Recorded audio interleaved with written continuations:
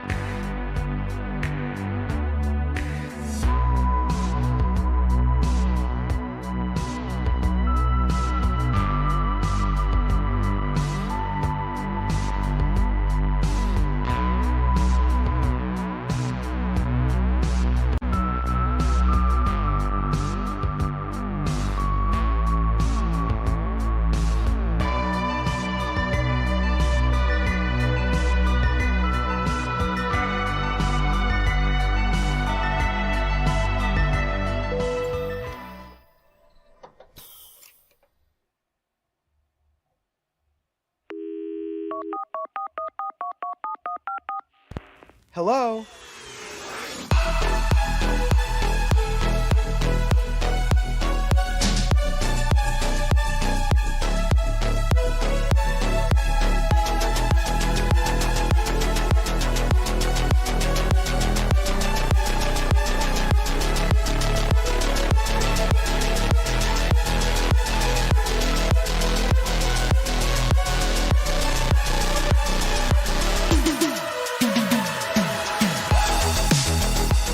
Hello, everybody. Peace, peace, peace, peace, peace. Welcome to the midweek live stream.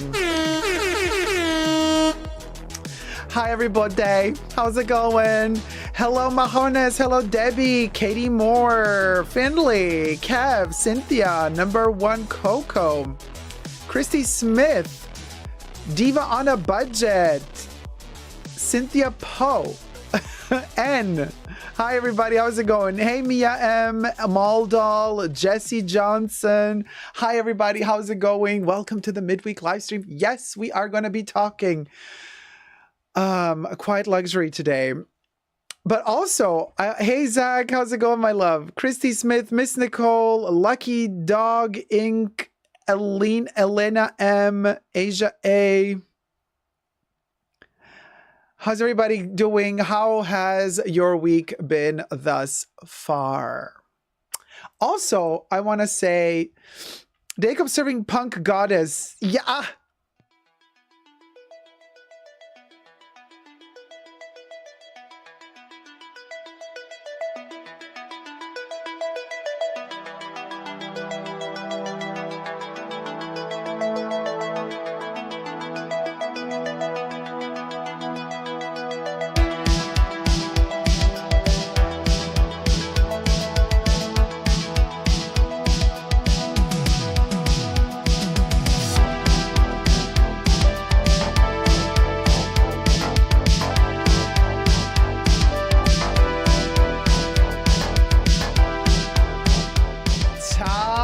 Tell you what the hell, everything is a mess today. How is it? Technical glitches, sure. So how's it going? Yes, Victor, your comment unalived me. I was gone, but now I'm back again. What did I want to say? Wait, hold on. Hey, Anna, how's it going, sweetie? Caroline Steele, hello. Michelle Salter just poured a glass of wine and looking forward to what Vogue has to say. And what Dacob has to say about that. Oh, Michelle, listen, it's going to be a doozy. It's going to be a doozy. Hey, Saya, Frozen Luxury. That was an awesome live stream. It was short, but to the point. Hello again, Debs.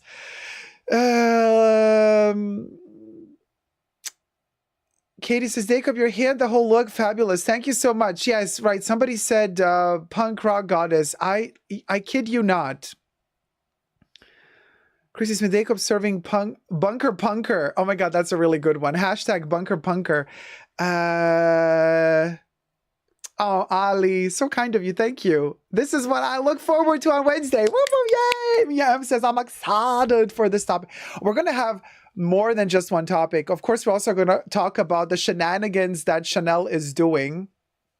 We have more Chanel issues happening. So there's going to be that topic as well. But I want to say, first of all, thanks to all my members and patrons, because if you become a tier 2 member or tier 2 patron, you get to access live pre-shows every Saturday, and you get to see a lot of topics filmed before they hit YouTube. Yes.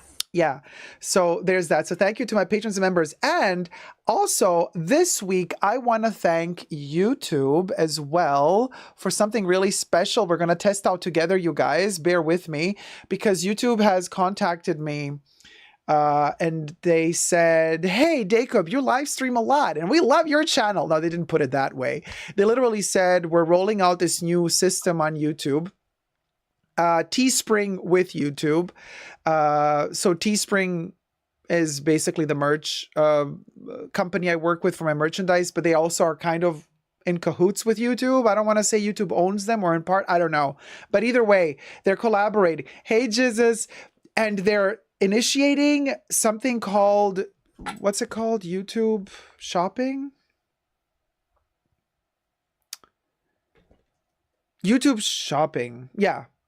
YouTube shopping, not shipping. YouTube shopping. YouTube shopping. So we're going to test it out. I've never tried it out because this is the first, and I'm kind of in the beta, not just beta, still beta, but I'm in the beta trial. So I want to see if it works. Basically pops up kind of like a link somewhere where you can click on it, either in the chats or in the video. And then if you want to purchase it, like what I'm talking about, basically, I guess YouTube creates an affiliate link. I don't really know how it works yet. We're going to test it out together. So for the occasion, since a lot of you always ask me like, oh, Dacob, what's the makeup? What you wearing? What's your skin routine? Yada, yada, yada. Today, let's test it out. So today I used this. So let's see how it works. I use the Chanel Hydra Beauty Camellia Water Cream. Love this to bits. Especially in the hotter months, this thing really, it's a vitamin C booster. And it's such a beautiful, refreshing cream. So the Camellia Water Cream, there should be a link for that somewhere. I don't know if you guys can see it. Is it working? QVC, better watch out, says, yeah, you best believe. I just want to see how this works. If it works. Maybe it's not working, y'all. Is anybody? I see nothing, says Debbie. Hey, Letty. Glad you're here with us. Oh, Victor sees the link. Finley says, well, there it goes. Wow, all the stuff. It's linked to Ulta. Yes, Kev. Ulta Beauty. Ulta has it. So that's the cream I used today. Okay, I can't see it, but you guys can see it. Oh, thumb up the live stream. Thumb up the live stream. So we're experimenting here. Okay, you see the link, Andy? Okay, so it's working. Oh, Diva says, Diva na budget. It's working, honey. Okay, this is cool. Melanie says, I don't see anything. Interesting. So it doesn't work for everyone, huh? Andy sees the link. Hey, Sultan Al Mansouri. Nice to see you too, sweetie. Oh, Melanie Rice doesn't see it. Let me try another one. So another product I'm using on my hands is this little beauty here. The egglet. I took the lid off. I'll tell you in a second. So let's see. Can you see this one, y'all? La crème main. Doesn't matter if you get texture riche or the regular texture. It's the pebble. It's the Chanel pebble. So, I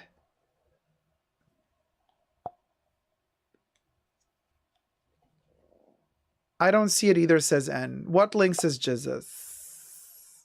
Asia says, is it for the US only? I don't know. Maybe. No, Ulta is in the US. Ulta Beauty. Ali says, I don't think it works if you are on mobile. Caroline says, shopping bag icon top of page. Elena says, Chanel. Yes. Finley says, I am. It works. Sandy says, works when I click on it. Carla says, is it good for dry hands? Yeah, it's really good for dry hands.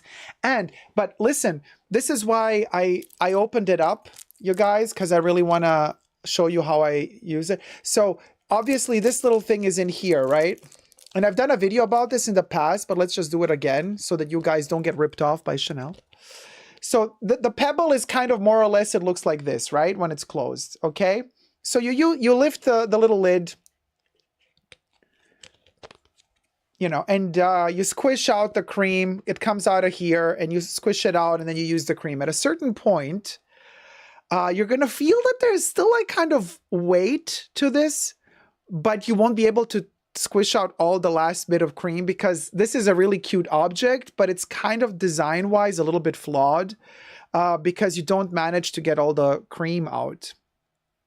So Chanel, I guess, wants you, allegedly, right, to buy a new one as quick as possible, even before you finished your old one.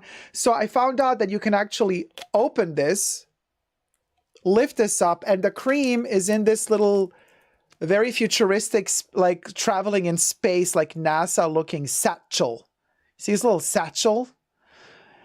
So basically, once my cream like this one is almost completely empty, I then take this out and then I kind of collect all the cream that's left over. I squish it to the bottom and then I kind of, there's like these 3 little straws in here. And I kind of like push the cream through it out of here. And then that's how you get to use your entire cream without wasting any product. Let's be sustainable here. So I'm just showing you how I do it. So yeah. Guys, is the shopping link in the chat or is it in the video?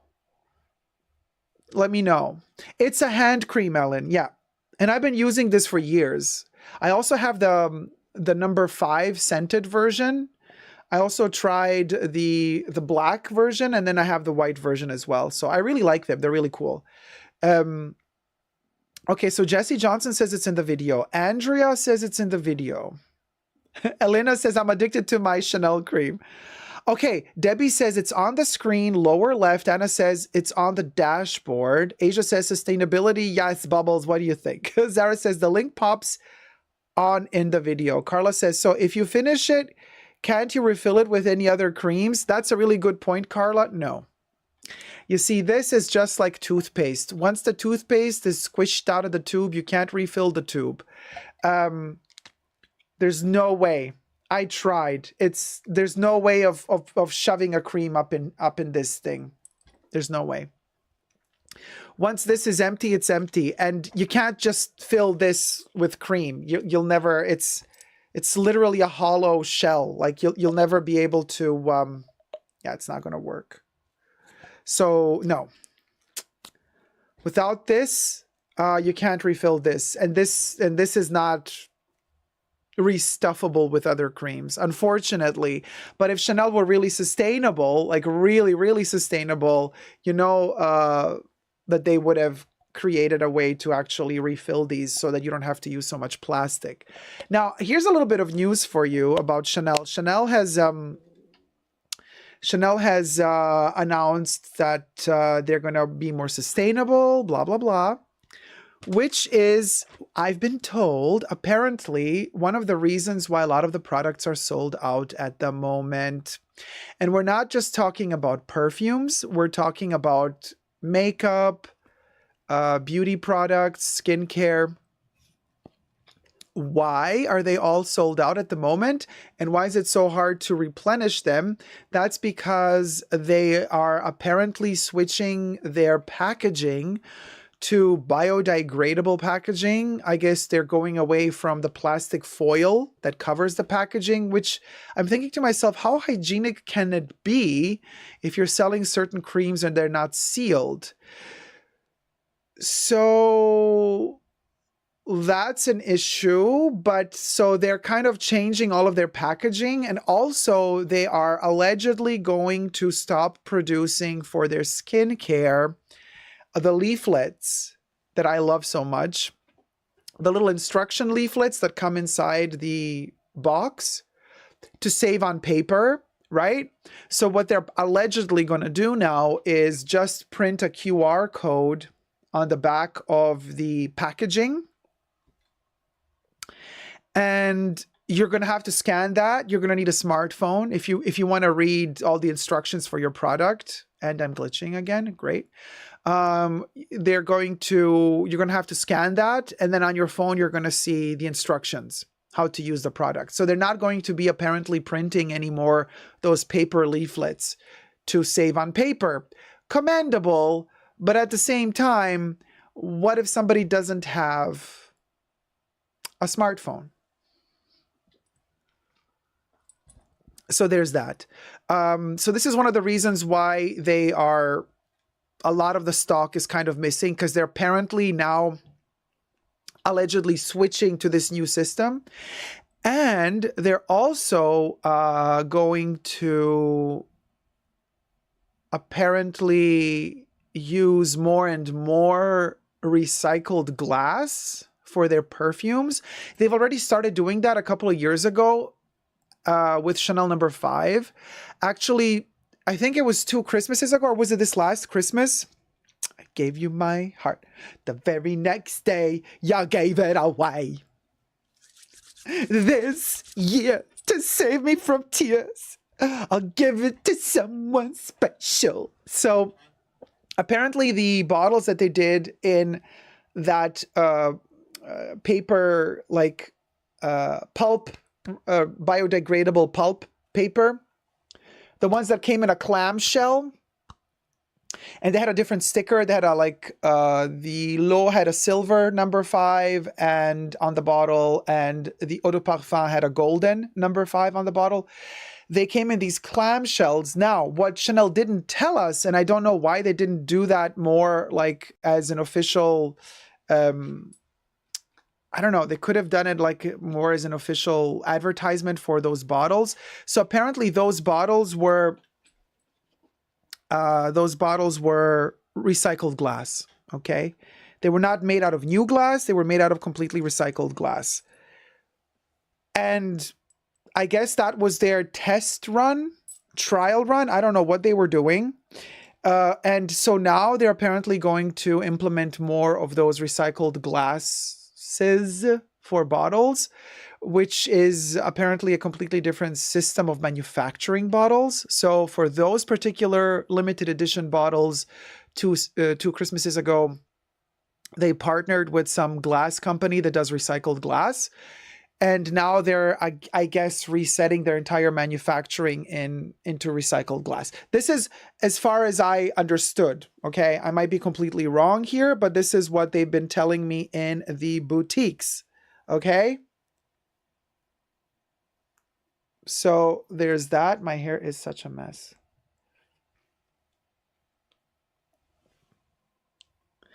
Yes, Cynthia, I agree. It does sound like a good change, but with Chanel, you never know. Thanks, Zara. Zara says, hair looks luscious. Did you do something new? I'm trying to do something new, but it's not working. Ali says, I don't like that. My grandmother doesn't have a cell phone and still buys Chanel Beauty. I don't like it either, my dear, because I don't have a smartphone either. You might be shocked to hear that somebody who's, crying out loud, these little clips, somebody who's on YouTube and is all about social media. I don't have a smartphone. I don't use a smartphone. Okay, why the hell isn't this not working? I do have an iPad, okay, that I take with me, but if I don't have internet on the go, you know, if somebody doesn't give me free Wi-Fi, I can't access that system, you know. So, and I said to my sales associate, hey, you know what, this is, how are people gonna check the instructions that don't have a smartphone? She's like, well, they won't be able to. I'm like, oh, okay, well, that's a doozy. Thank you so much. The hair looks healthy. Thank you, guys. Yes, I am trying to let it dry naturally without hair blowing it. I still have to hair blow it a little bit. And this is the trick I have. Okay.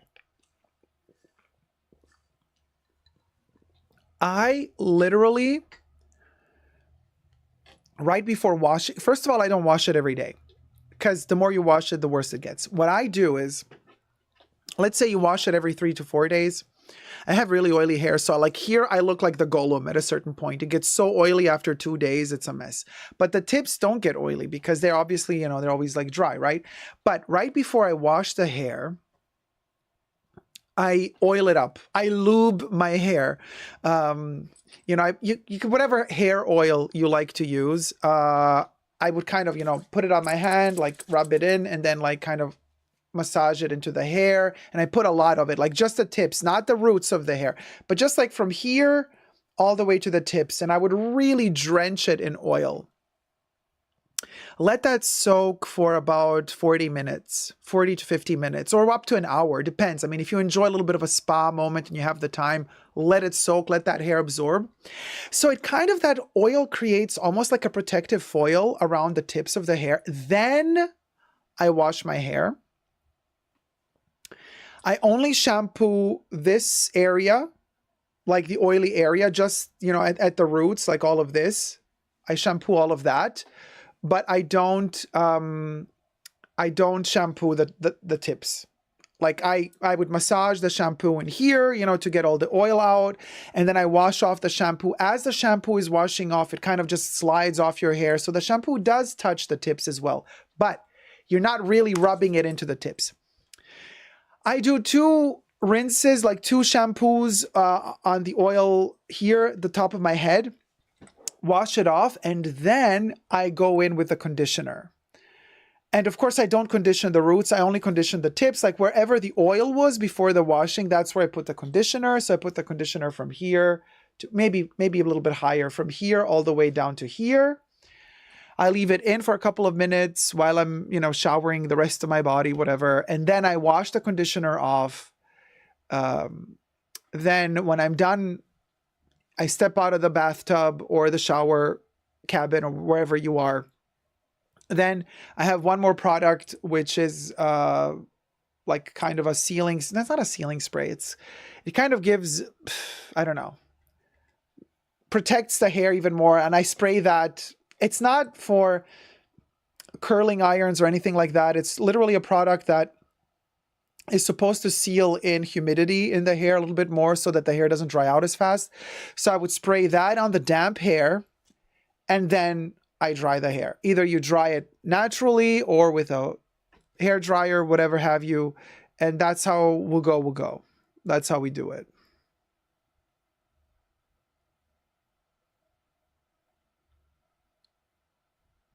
Divana Budget says, I respectfully disagree what you are doing.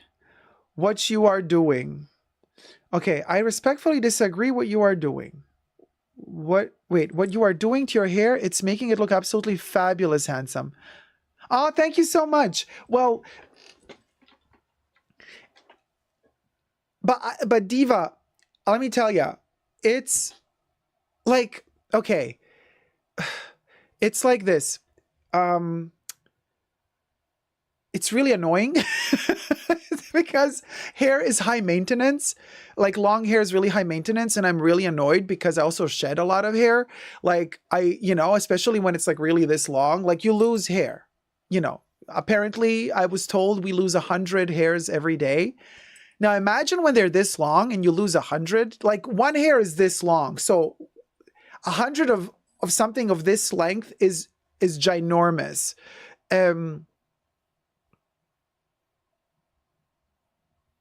We have to record a video quick. Mode Paris, Dacob, have you heard? Wertheimer's brother are closing a deal soon with Qatar for Chanel to be resold. It's been for a while. They've been telling you this for years. Let me just say, we're going to shoot a video. This is breaking news. But look, I collect my hair in little tiny balls, y'all. I know this is gross, but once I am unalived and I roll them like this, once I am gone from this earth, I'm going to leave a lot of these pebbles. And if you find them, you can clone me with the DNA. So I collect the hairs that I lose in little tiny pellets, little tiny pebbles. And is this gross? Yeah, I can see how this can be gross to some people, but I have a lot of fun collecting my hairs in little balls. So I have these tiny balls everywhere. Y'all. I have tiny balls. Okay, cha. Now we're getting into that part of the live. We're going to do the breaking news. Hold on. Let me just enjoy this moment. Okay, so I collect the little balls and little pellets. And let me tell you, this way, the hair doesn't fly all over the house. You know, you know, if I catch the hair before it kind of flies, I have it. And then I collect the balls, and that way the house stays cleaner. I don't have to like vacuum hairs everywhere all the time. But wait, who said I do the same thing? Ali, you do the same thing? Kev says, is this the same rich lady mole? No, the rich lady mole is much bigger. This is a new one. Because it takes, you know, because I have really long hair now, right? So this takes like a couple of weeks. Yes, Letty, quiet luxury lady mole. Oh, Miss MG says barf. Oh, Miss MG, is that your dog on your picture? I'm sure your dog is way dirtier than my little hairball. So don't you do the barfing stuff. You know what I mean? If you have a dog, you're used to much crasser stuff than a little hairball. Jack's Bag Attack says, hair collected, make it into a pin cushion. Pins will never rust. Oh my God, that's a great idea. Actually, there's a freaking, there's a fruit fly, y'all. There was a fruit fly, y'all. So what I wanted to say is, I've been thinking that if you collect these, because I have several of them, right? I've been thinking to make a little, I don't want to say like a voodoo doll, obviously not of myself, but like a little tiny puppet version of me. Oh no, it's, got it. A little tiny version of me. You know what I mean? Like, I don't know, a little head, little legs, you know, little arms. Wouldn't that be cute? So anyway, oh, what a pleasant surprise. Dacob, like, hey, Leslie, how's it going, sweetie? Okay. Hey, Tyler, make a rich old lady mold. Yeah, for sure. But some hair I also throw away, obviously. I'm not always like, you know, after like showering, the hair I lose while I shower, it's all wet. I throw that into the loo. But this is, I keep the little tiny rich lady molds. I think they're super cute. But I know some people are grossed out with them. So anyway, quiet luxury rich lady mole. Merch, says Ali, merch. They're like forbidden cocoa pebbles. Yeah, Tyler, it's, look.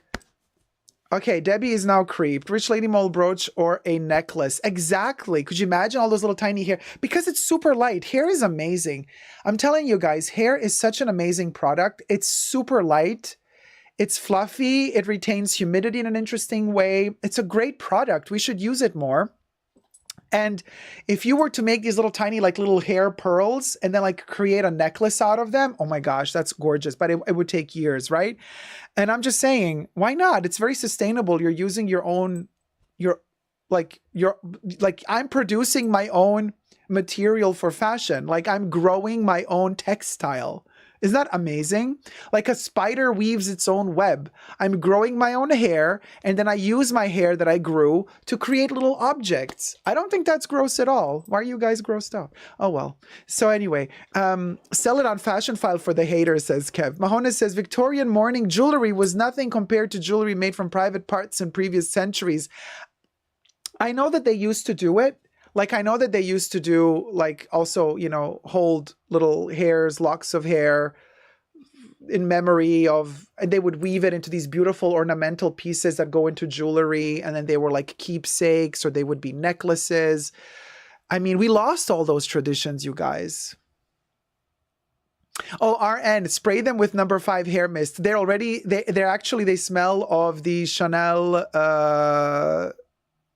Huile douce, the sweet oil.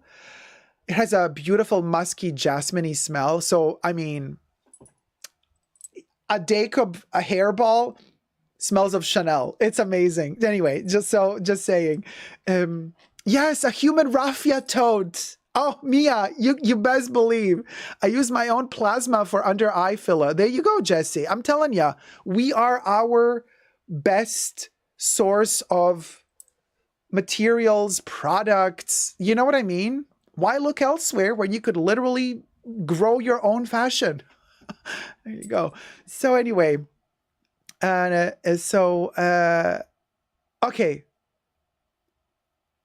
All right. So let's okay.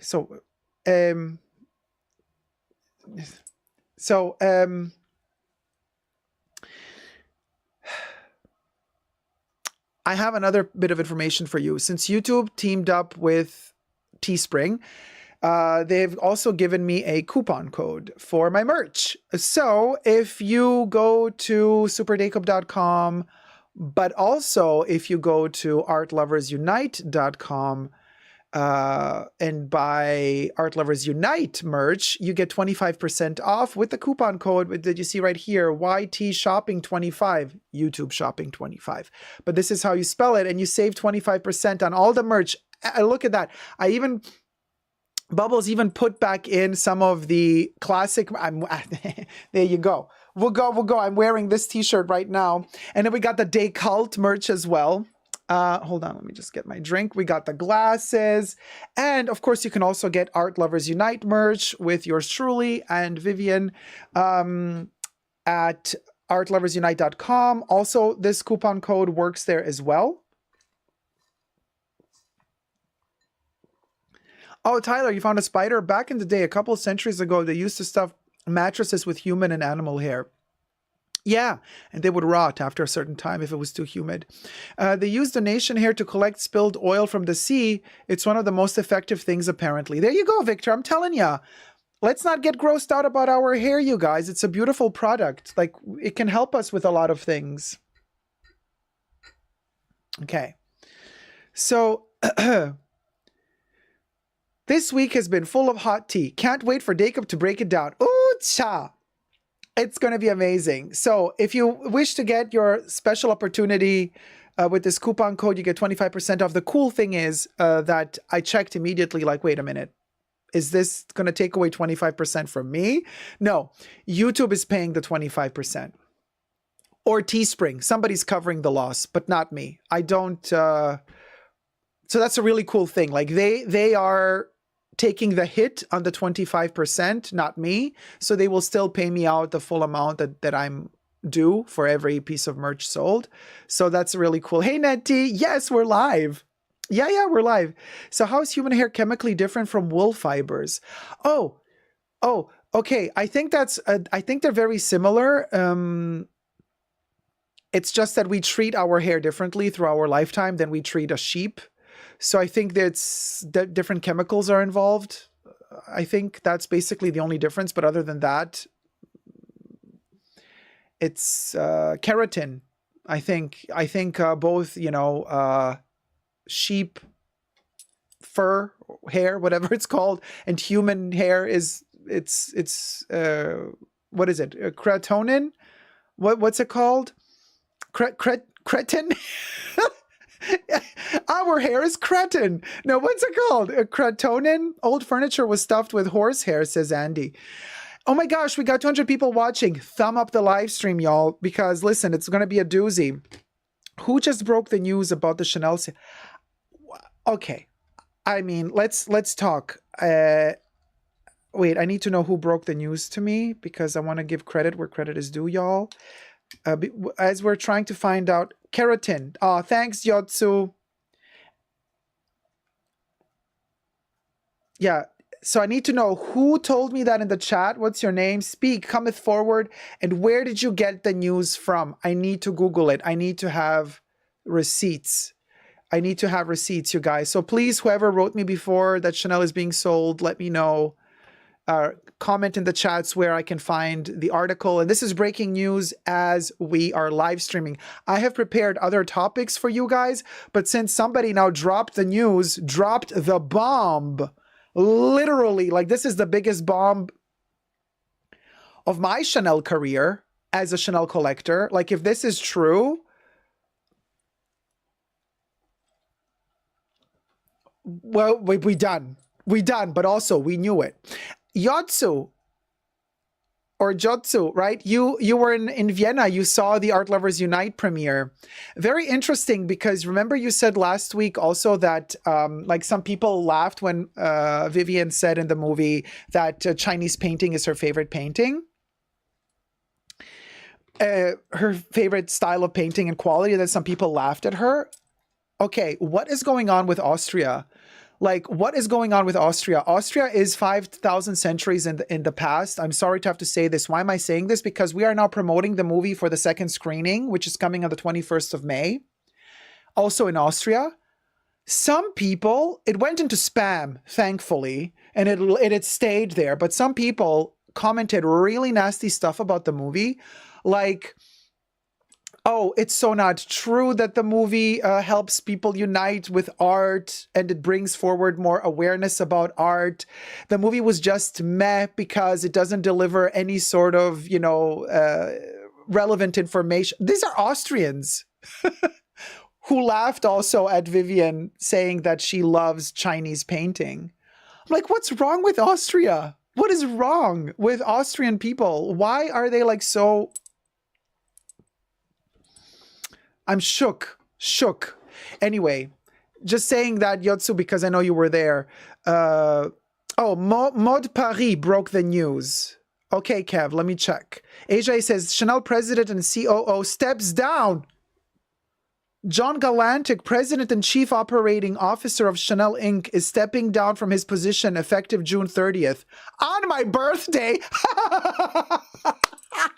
My birthday's June 30th. Can you believe... Oh, this is my gift. Chanel is gifting me these people leaving that just made Chanel so terrible in my eyes. Does anyone have links, you guys? Send me links. Oh my God. We are literally in the fashion. We are in the Chanel fashion bunker right now because these breaking news happening while we are live streaming, honey, it could not have been any better. Oh my gosh, which completely discombobulates everything I wanted to do because I have a ton of stuff I want to talk about. But, oh, RN says, I think they deleted it. Maud Paris. Hey, Maud Paris. Okay, Dacob, it's me, but the deal is not out yet, so you won't find it in the press yet. They are still figuring out the last details, apparently. Okay, so what am I supposed to do? How can I record a video? Oh, I mean, we can say allegedly. We can make a rumor video. We can make a rumor video.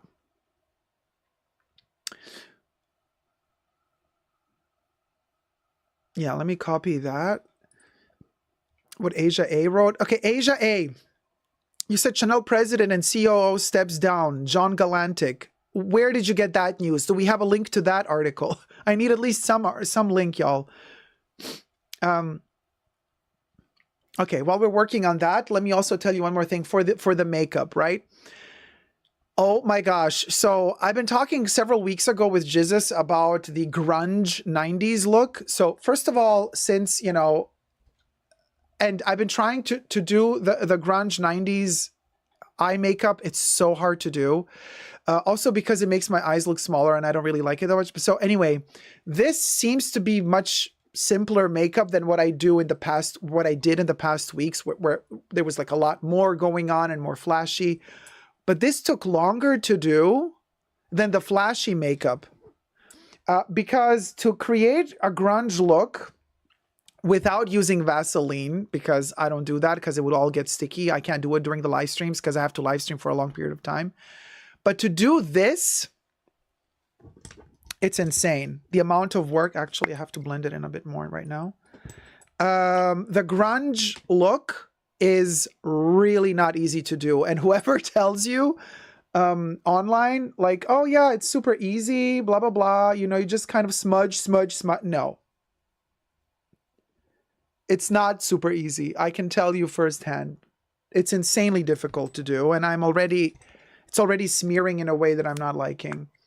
Hold on.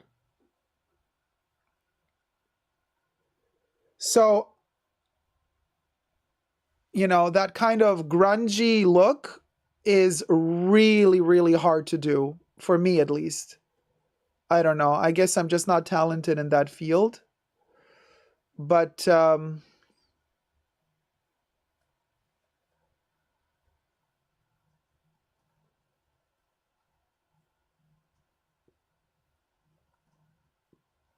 yeah, so, oh, it's so hot. Okay. All right. So let me see. I got all of them from BK. Oh, wait, hold on. Hi, BK, by the way. Oh, hey, hi, Caleb. Oh my God, I'm missing so many chats, y'all. I'm so sorry. It's all such a big mess. Okay. Birthday wishes do come true, right, Caleb? Oh, you've been Googling, you can't find anything either? Okay.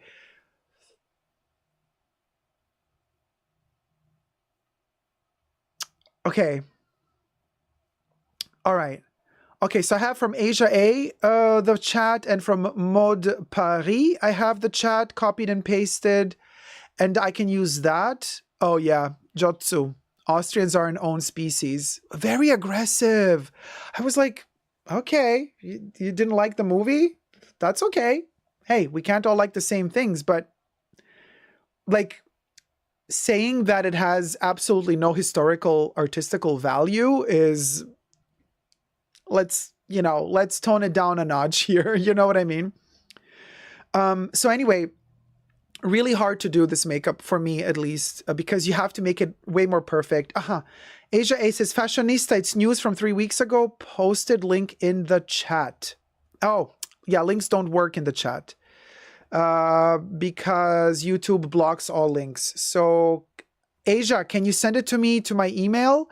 superdacob@gmail.com, Could you please send me the link there? Then I can actually have the link, because YouTube blocks off all because of spamming, you know, because we never know if weird bots are going to come in and post some weird links.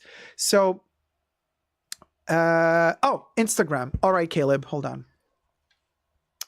Okay. Oh, it's so exciting to be like, it's happening, you know? It's like happening while we're live streaming. Oh, wait, also Frozen Luxury. Oh, Saya, thank you so much, my love. Saya sent me a screenshot of me looking like a special needs person, but that's besides the point. The point is that the link, hold on. Okay, everything. Okay, so this is how apparently it looks like, how the link looks like for the product. So if I'm talking about a product, this is how it appears on the screen. If some of you haven't had it appear yet, this is how it appears. Isn't that cool? Live in Ferret. Thanks, Saya. Thank you so much. Okay, now let me get to the other message. Oh, okay, we got the link. We got the link, y'all. Courtesy of Caleb. Okay, hold on. Okay, forwarding.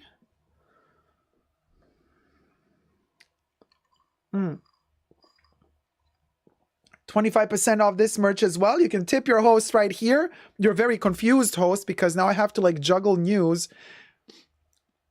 Oh, Asia A. Yes, CEO is a new lady from Unilever or something. Yes, for a while now. She couldn't be stepping down. Asia A, yes. Lena something is the new one of the bigger bosses at Chanel since last year. Not special. Diva on a budget.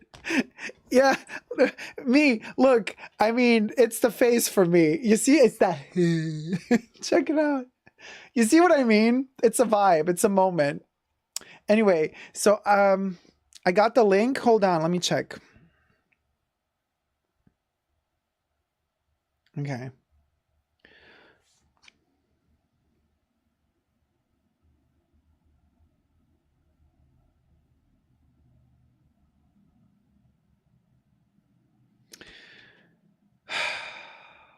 Huh.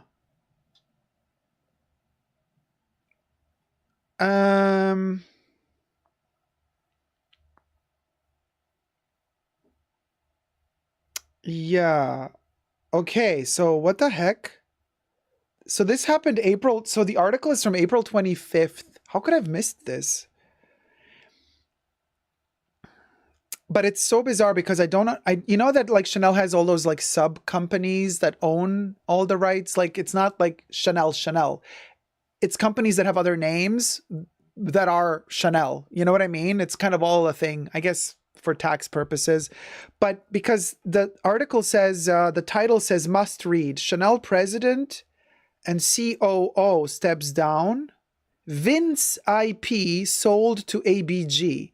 Now, you know me and abbreviations. My abbreviation knowledge goes so far as LOL, IYKYK, ASAP, OMG. That's it. That's about it. So when somebody starts telling me Vince IP, ABG, I'm like, girl, I don't know what that is. I'm sorry. But so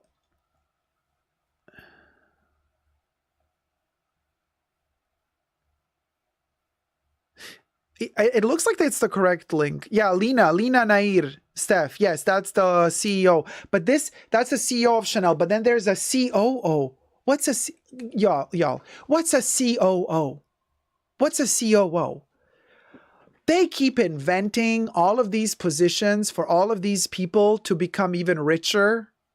Why do you need a CEO, COO, ABO, DOO, ZOO? That's what it is. It's a zoo. Operating officer? Yeah. Wait, but what's the C for? A chief operating officer. What's the difference between a chief operating officer and a CEO? Second in line. Okay, Blue Bannister. Second in line to CEO is a COO. And you know that Bruno Pavlovsky stepped down from the CEO position and he got some other position? Like, I don't even know anymore who's doing what anymore. DOA, Chief Operating Officer. CEO is the main manager. Don says COO is Chief Operating Officer. Chanel Luxe ZOO. Yeah, it's the zoo. It's more titles if you ask me. So, but anyway, so the article, okay. So John Galantic, President and Chief Operating Officer of Caneo, or as our other colleague loves to call it, Chanel. Okay, what am I doing? Okay, two separate. Okay. Vince IP sold to ABG is apparently in the article a totally different story from Chanel president and CEO stepping down. Okay, so the two things are not connected. Oh my God, such confusion. So the two things are not connected. The ABG story has nothing to do with Chanel, apparently. But okay, so the COO steps down.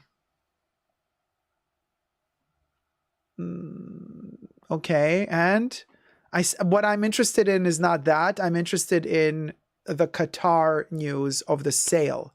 That's what I'm interested in. But the COO steps down because they're preparing to sell.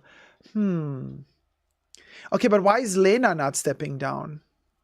Oh, is Lena going to...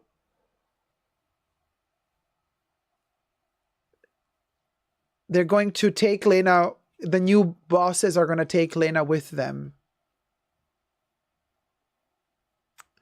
It's like an operations manager, says Tarima. Okay, CEO typically reports to CEO. All right, all right. Unable to find anything on Qatar. Hey, 88, Arej. So apparently Chanel is being sold, allegedly. So the news is breaking, and apparently the article disappeared. It was there, but then it was gone, and now we don't really know. Oh, Debbie, Estee Lauder is going to own Chanel. Well, wait. Oh, no, you're laughing. It's a joke. Okay, but I've been thinking about this. So Lena, she's from the Middle East, right, you guys?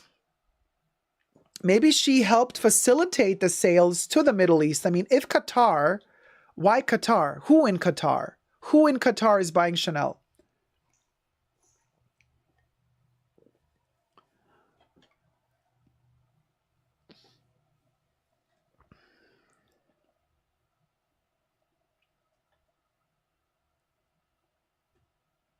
Tarima says, I believe it. That was what the price increases are about. Caleb says, the family. Oh, Lena is Indian? Okay. Is she Indian? I don't know. Well, I mean, she's British. I think she has a British passport, but she's of maybe Indian descent. Yes, Qatar does have royals. So you think the Qatar royal family is buying Chanel? Oh my gosh. Well, if that's the case, we're done. We are so done, because honestly, I don't need a homophobic country that makes being gay illegal owning Chanel. That's literally the last straw. It's like somebody from up above is telling me, is like thinking, okay, what can we do to make Dacob stop buying Chanel? We did the terrible quality. He still buys Chanel. We did the terrible price increases, and he still keeps buying Chanel. Now we're blocking him from doing pre-orders, and he still keeps buying Chanel. Okay, let's do this next. Let's sell the company to a homophobic country. Yeah, I think that'll do it. That's kind of the last nail in the coffin. That's the last nail in the coffin, Chanel. Like, seriously. Seriously. Blue Bannister's like, could you imagine? Cha. Nettie says Qatar's corruption is legendary. Allegedly. I'm not, don't shoot the messenger. I'm just reading the chats here. Andre says exactly. Caleb says agree. Jesus says, giving your money to people who unalive our kind. Hope it's not true, says Jesus. Wouldn't that be funny? all of these years, all of those people, you know, talking about, oh, Chanel was, you know, collaborating with the Germans, all, by the way, debunked. And, you know, and the Jews bought the brand, you know, the Wertheimers, and, you know, they're all about, you know, they were struggling for their rights, and, you know, and the whole Holocaust situation, and yada, yada, and all of that terrible stuff, to now the Wertheimers being in cahoots and doing business with Qatar? Seriously? Listen, this is all speculation, obviously, and everything I say in this video is for entertainment purposes only, not rooted in any truths or facts. Just my opinion. Everything's alleged. But if that's the case, I'm like, okay, well, why don't we throw the shade where shade is due? Instead of smearing this poor dead woman who's been gone since 1971, and people keep telling her that she did the most atrocious things, all not true, by the way, and all officially debunked through state documents. Read a book once in a while and you'll find out. I also made a video about this topic, like top 5 books you should read on Coco Chanel, you know, so. But also, you know, there's been this whole conversation in France. Listen, you guys, you want to talk conspiracy theory? Okay, let's talk conspiracy theories. I wish I had like copyright-free conspiracy theory music to play for you right now. This is now we're going into kind of like a higher level of business. So I will try to make it very simple so everybody can follow. But I know some people just don't care about the business aspect of fashion and luxury. So you might like not care about this. I'm going to try to make it as quick as possible, and I forgot what I wanted to say. Typical. It's because I take too long to get to the point. Oh my gosh. Wait, we were talking conspiracy theory. My gosh. Why am I so brain dead? I can't even. Conspiracy theory. No, yeah, gone. Gone. It's like turned off. Brain is turned off. Wait, I was talking about Chanel, Coco. The German allegations debunked. People coming for her, but they shouldn't. Read a book. Made a video about 5 books to read on Chanel. That's a really good video, by the way. You should check it out. Conspiracy theory about the business aspect. Yeah, there's too much going on and it's only 10 a.m. I know, Nettie. My brain is still not functioning. I need a coffee. Oh, thank you, K Fitzsimmons. Thank you, my love. Conspiracy theory. I think it had to do with France. Yes. Okay. Here's my... Thank you, K Fitzsimmons. Thank you so much. You got my memory back for me. Thank you. All right. We're going to have to rewind it back to 20... What was it? 15, 16? Brexit. When in Great Britain, the Brexit referendum happened and the Brits voted in the referendum to leave Europe, the second that they won, the second that Brexit won, Chanel moved its headquarters from Europe to England. Isn't that interesting? And so because apparently they were going to get a better tax break, allegedly, in England, right? So they started moving their headquarters, all of their main businesses, everything to England, which made me think, hold on a minute. Did they subsidize the Brexit? Did Chanel secretly funnel money into the propaganda for Brexit because they wanted, in part, to Brexit to happen so that Great Britain would be separated from Europe, hence being allowed to do much more shady tax laws for the rich, for the big companies, because Europe is much more strict, thank God, for that. But, you know, Great Britain is all, you know, for supporting the rich, and they kind of, you know, just literally dump trash on their working class. They don't care about the working class.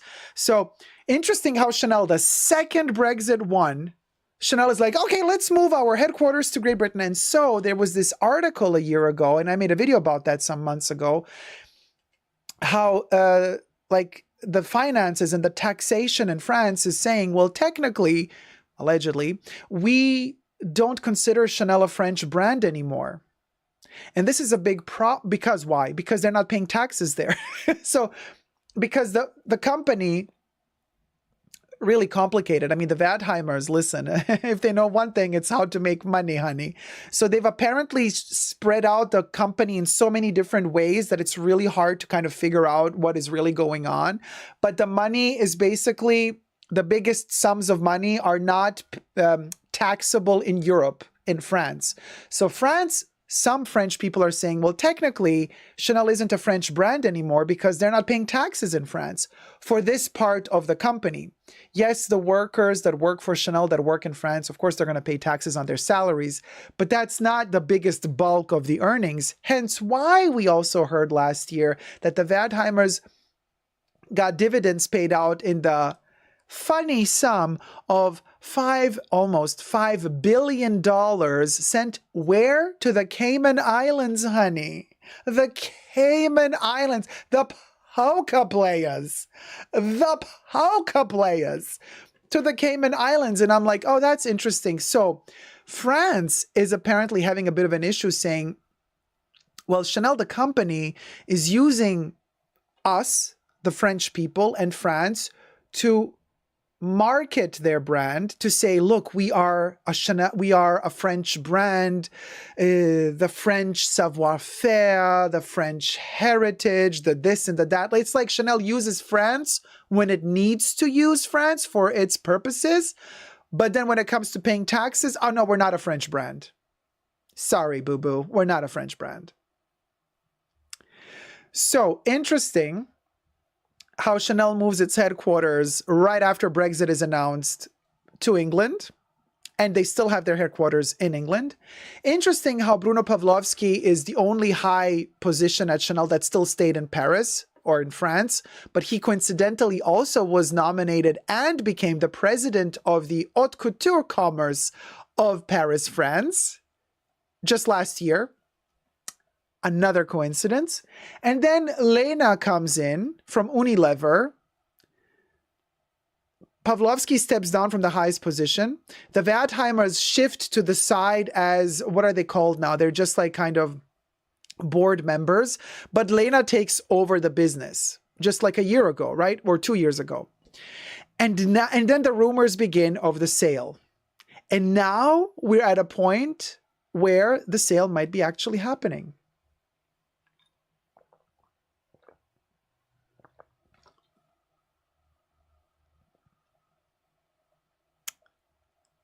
Isn't that interesting? Always follow the money, says Patty McNeil.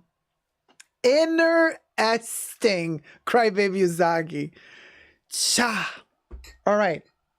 So, what does this mean? This means, well, thumb up the live stream, will ya? Because we're like, wow, the brains are working. The brains are working overtime today. So this means that if they are selling the company,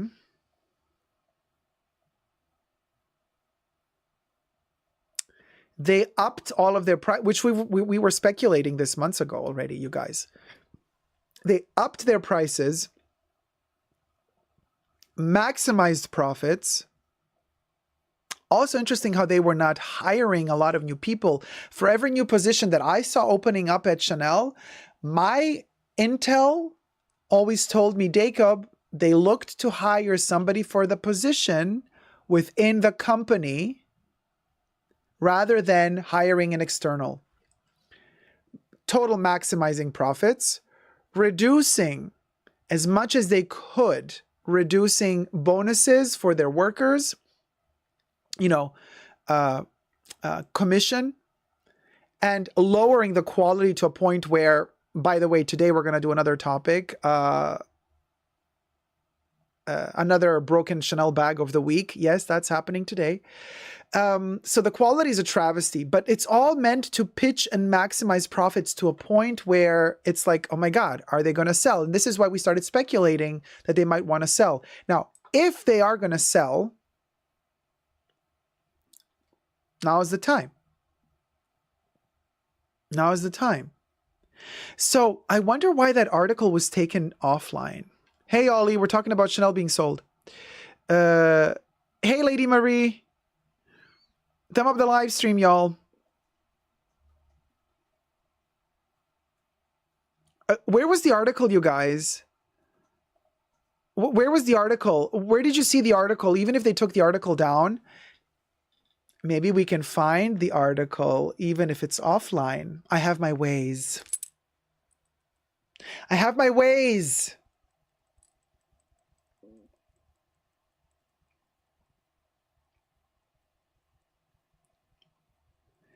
If the Qatar buys Chanel, we can be assured that those knees will be covered. Knees? What do you mean? Yes, Asia A. Internet remembers everything. Everything. Nancy says, breaks my heart, but I'm gonna return a Chanel bag I just got. The straps are twisted. Oh, yeah, that's not good. That's not good. You can post the link to the article without the www, says Jesus. Oh, okay. In the chats. Okay.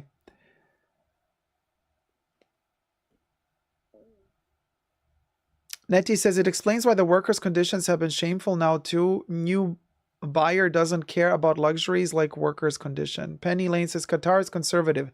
Very. And homophobe. Nettie says, saw an ABC documentary about how the Qatar stadiums were built with foreign workers dying in horrible conditions. Where's this article? I'm sus about the sale, says Katie. Hi, Katie. LALCs, I don't think they will sell. Remember, there are other brands under the Chanel group, and the Vadheimers have properties and all attached to it. Plus, their mother's firm is attached to company. Well, if you can tell me where the article was, even if it's taken down now, maybe we can still, you know. But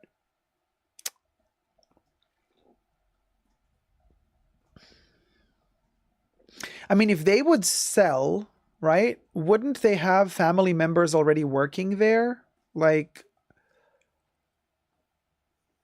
Vadheimers are old, honey. You know?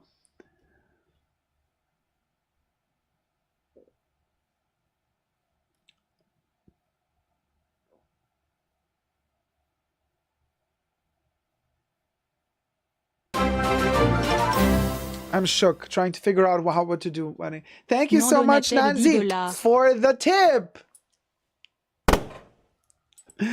We popped a cherry in your honor, Nan. Thank you so much, sweetie. Any of those Vanheimers single? Hello. Crybaby Uzagi wants to marry a Vadheimer. But Coco was a feminist, wasn't she? Oh, Lady Marie. Coco was way ahead of her times. She was, I don't know, she was in many ways,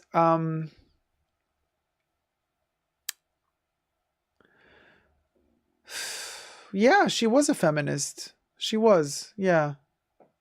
Like, in a very modern, I think, definition of it, I would say, yeah.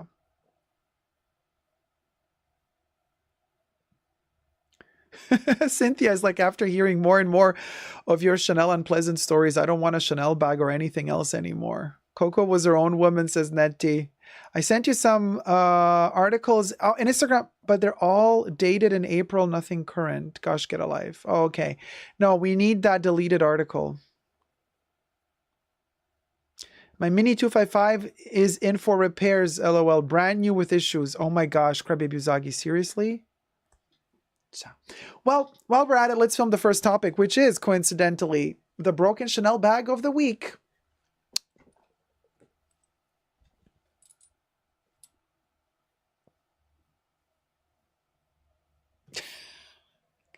My hair's everywhere. It's like, what's going on with my hair? So, okay. All right.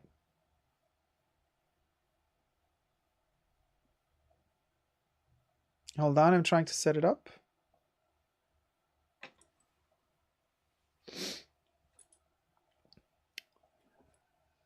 Okay, we're filming? Okay. And our broken Chanel bag of the week is the following bag. I'm going to show it to you in just a second, but hey, it's become a recurring kind of problem at this point with Chanel, right? Every week, we discover yet another person on social media sharing their broken Chanel leather bag with the rest of the world, crying and complaining, you know, brand new bag, oh my gosh, it broke. And I keep telling you and warning you people, this is not the way to go. At the moment, I would not personally buy any Chanel leathers and bags. Of course, everything I say in this video is for entertainment purposes only, not rooted in truths or facts. Everything's just alleged, just my opinion. So you do you. But in my personal experience, since 2022 in particular, since summer of 2022, their leather is, I would personally not even call it leather anymore. I would just call it weird plastic. It's just terrible. Just my opinion. So anyway, subscribe to my channel if you haven't already. Push the join button next to the subscription button. Become a member today. Gain access to extra perks. You can also join me on Patreon, Super Dacob, all spelled together there as well for extra perks. Thank you to my members and patrons who have already pledged. So this video is being filmed live in front of a live virtual audience. Hello to my co-chatters. Join me every Saturday and midweek for a live stream. You guys, so let me cue in the picture of this broken Chanel bag of the week. All right, so first, it's Bougie Bag Lover. Bougie Bag Lover, we shall post a link to Bougie Bag Lover's Instagram account down below. So this is from their Insta. And I also noticed that Bougie Bag Lover has a YouTube channel, but hasn't posted in many years. And there's only like 11 short videos there. So I would say their YouTube channel is not active, but they are active on Insta. So Bougie Bag Lover says, help, OMG you all. My shoulder strap has broken off from the top of my Chanel bag. Where can I get this fixed? There are no boutiques near me. The Chanel repair advisor said I would have to take it to my nearest boutique to have it evaluated. We purchased in Vegas, literally on the other side of the country. So I asked if it could be mailed in. She took 15 minutes on hold to tell me someone would contact me in 48 to 72 hours from the closest boutique to my address. I asked where that was located, and she gave me Dillard's in a mall 10 minutes away. I said, that's not a standalone boutique. They sell fragrances, not bags and fashion. She apologized, and basically she can't be of assistance. She didn't even know if I could mail the bag in. She answered Chanel's repair line. Wow.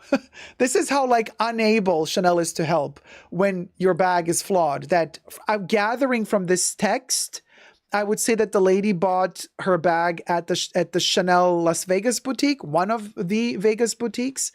And let me show you the next picture where we get to see the actual bag in detail. So on the next picture, y'all, you can't make this shit up.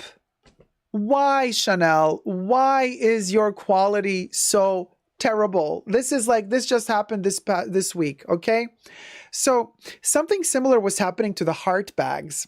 2022, spring, summer. The bigger heart bags in particular had the screws that kept the straps attached to the bag just unscrewing and falling off. Here, not only was it one screw, but apparently two of them, and one was attached here and the other one there, and they just like kind of like they gave up. Also, I want to thank quite a few of my followers on Instagram and subscribers on YouTube who have actually sent me this info. It's not just one of you. It's been a lot of you have been sending me this information. So thank you guys so much for letting me know about Bougie Bag Lover and the issue that this lady is having. And also, while you're at it, you can follow me on Super Dacob Backup Instagram, all spelled together, Super Dacob Backup.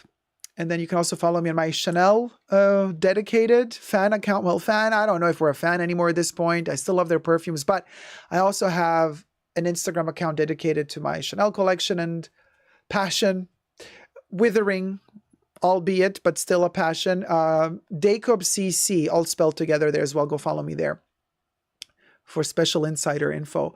But so we've seen this happening last summer in particular with the bigger heart bags, where quite a few also YouTubers reported about their heart bags falling apart like this. Now, this does look to me like there's a screw that came loose, but it's also a very, very short screw, so maybe it also broke. Jesus says in the chats, they said, screw it. Yeah, literally. That bougie bag lover got an answer from Chanel like, yeah, no, screw it. It's such a mess. Let me show you the next picture. Lady Marie asks, they never do refunds, right? No, they don't do refunds except for in exceptional instances and cases. They did a refund for me last year with a 22 bag, but only because I know the sales associate. We've been working together for many years, and I literally bought the 22 bag, wore it, it started peeling. The leather started peeling within 20 minutes of wearing it, and I contacted her immediately. I said, hey, something is terribly wrong with this bag. She said, oh my God, bring it in immediately. 2 days later or 3 days later, I was back at the boutique. And in that case, they're like, okay, wow, this should not be happening. We will give you your money back. No, like this is definitely Chanel's fault. That was the one time I got my money back for a flawed Chanel bag. It's, however, not the only time that I've had a flawed Chanel bag. But every time I do have a flawed Chanel bag issue, they don't refund me anything. They sometimes, they would, give me a voucher, but even for that, I have to fight. And you can check out all my drama stories with Chanel bag repairs in the past years. It never really ends well because it always lasts a year or half a year before you can battle to get a freaking voucher from them. Get my merch at www.superdacob.com. Look at those two screws. It's also interesting to see how the caviar leather is kind of dented inwards in that area. You see it? It has that little like kind of square shape, and then the screws are coming out. And then one is screwed into here. There seems to be some peeling going on there. And then the other screw is screwed in there, I suppose. It doesn't look like it's broken. It looks like the screws are just too short to wind into whatever, you know what I mean? Because this looks like it's a very short, tiny little thing. Insane. Ollie says, no screws in Super Dacob merch. You best believe. Not yet, at least.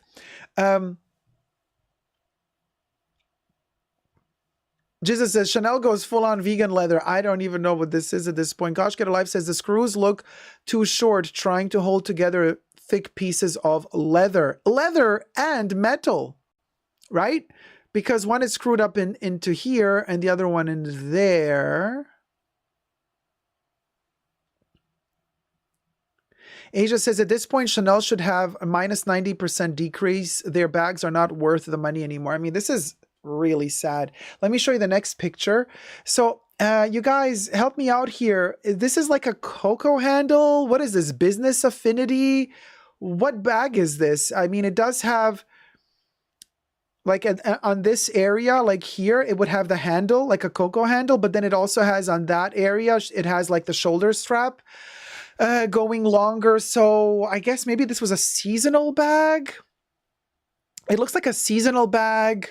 Yeah, Ollie, Crybaby Uzagi, and Ollie say, yeah, it's a seasonal bag. Seasonal piece, says Maud Paris. Okay, so it's a seasonal bag that kind of is reminiscent of what...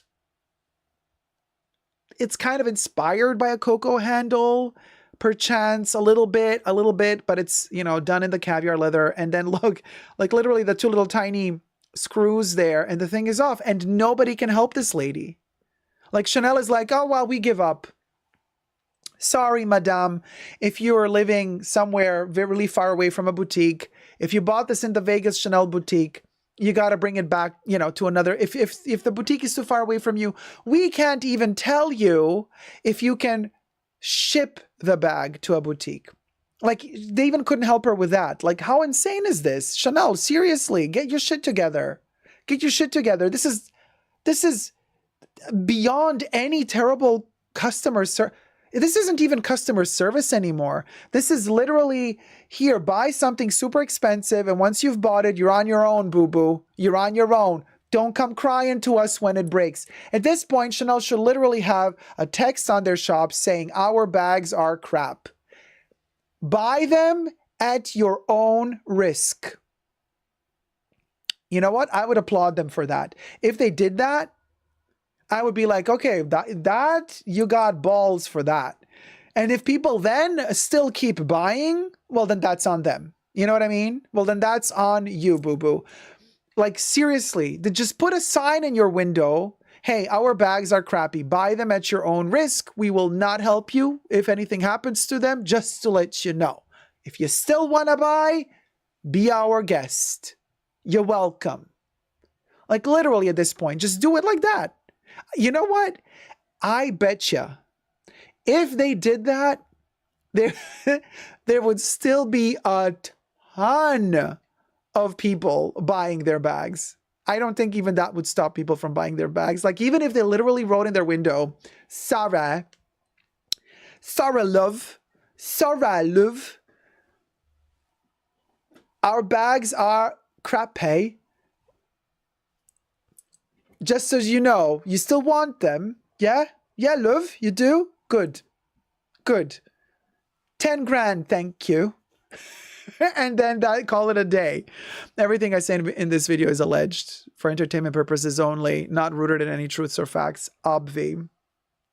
So anyway, Bougie Bag Lover, I wish you all the best.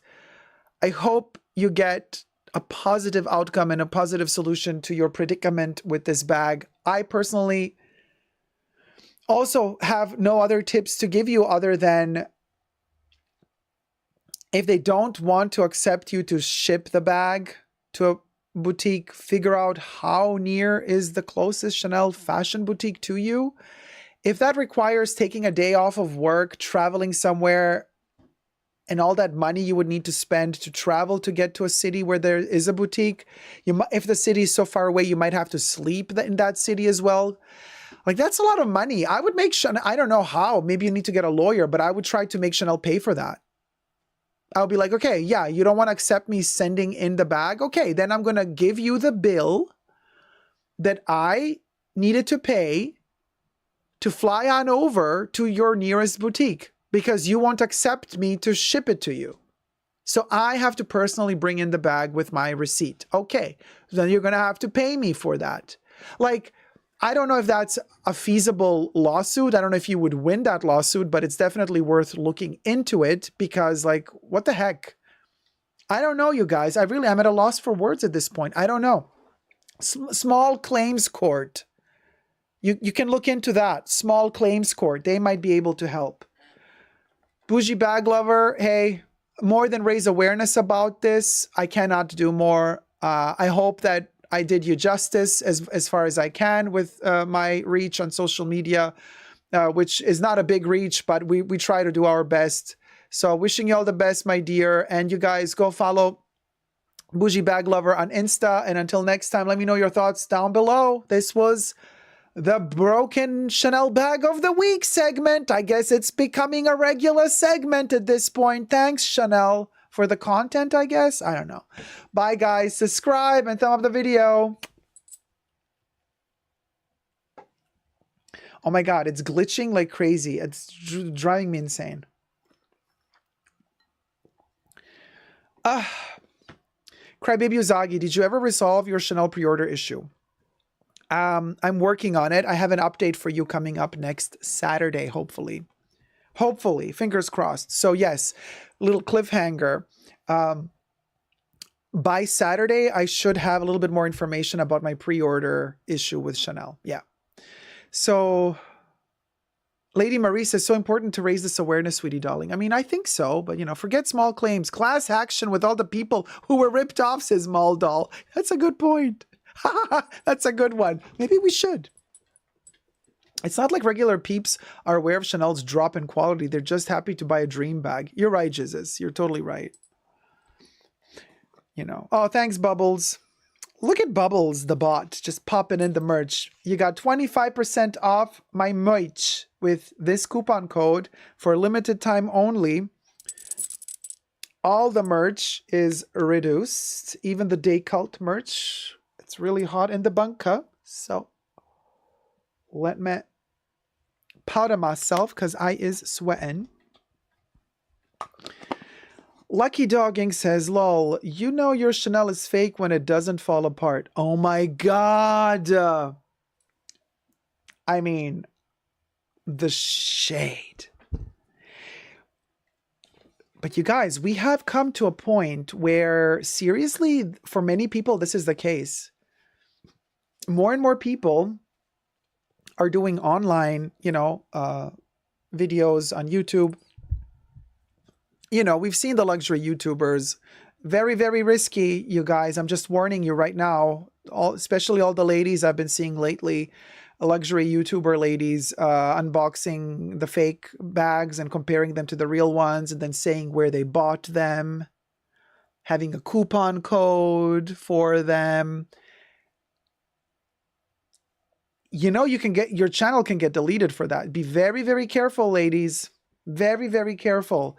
Because even if you say, even if you state, oh, this is for educational purposes only, like comparing the fake to the real, even when you say that, it's against YouTube community guidelines.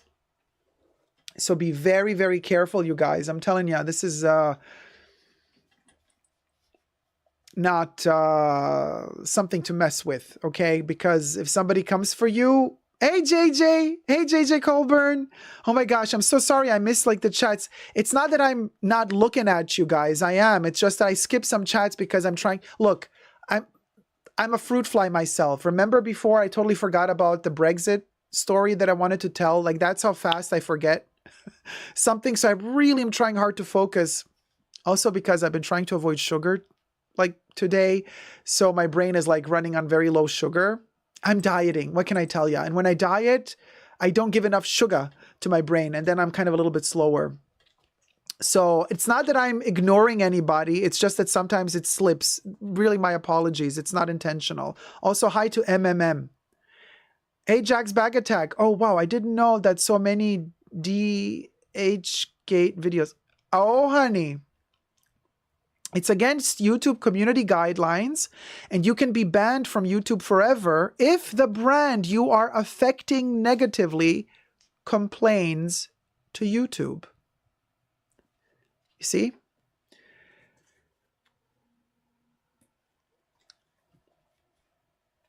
Yeah, because it's about the money at the end of the day, you know? So if the brand says, well, hold on a minute. Okay, like, you know, if Chanel says, yeah, you're showing the fake Chanel bag in your video and you're telling people where they can buy the fake Chanel bag, well, then you're taking away business from us. You see, that goes against community guidelines. The copyright owner has to submit a claim. The copyright owner of the brand that's affected needs to submit a claim. And there is a link for that. It's easy. There's literally a link to submit a copyright claim for a copyright owner on YouTube. It's that easy. So be careful, okay? Thank you, Rachel. Dacob, your hair looks so nice today. Thank you so much. Ingrid says, my journey with Chanel was done with my second bag. Prices are just crazy and quality is not there. Hey, Monarch. How's it going, sweetie? Donna Mazzotti, hey sweetie, hi Dacob, I needed this live today. Aw, glad you're here with us. Kev says Chanel's gonna complain once people stop buying their plastic bags. Rita says, Dacob, your hair looks so nice. Oh, Olga, thank you so much, my love. Olga donated $10.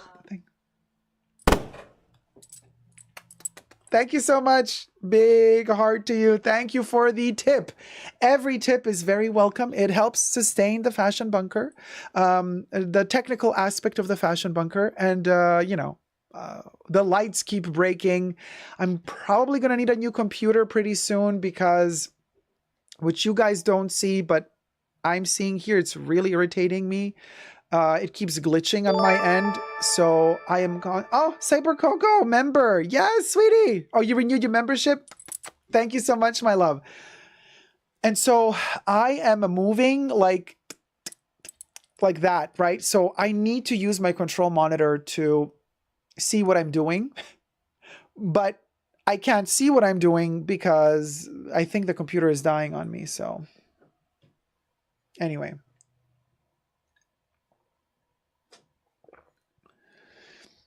Lady Marie says, Dacob, how about some delicious raspberries for the sugar cravings? They have so few calories. Strawberries also have few calories, but it's not the sugar craving that's an issue for me. Like I can be very disciplined and just not eat sugar and get through my addiction, like, you know, the withdrawal, the sugar withdrawal, like the first 3 days you get, oh, but then like you're gone, that's done. That's not my issue.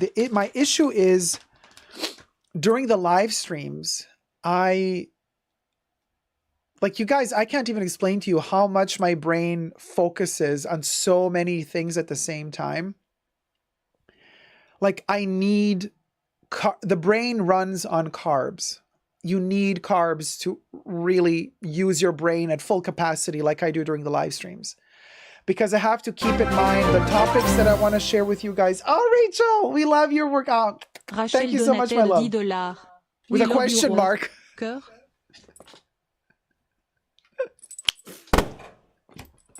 Like, we love your work? I hope you do. Thank you. Thank you, big heart. Thank you so much, Rachel.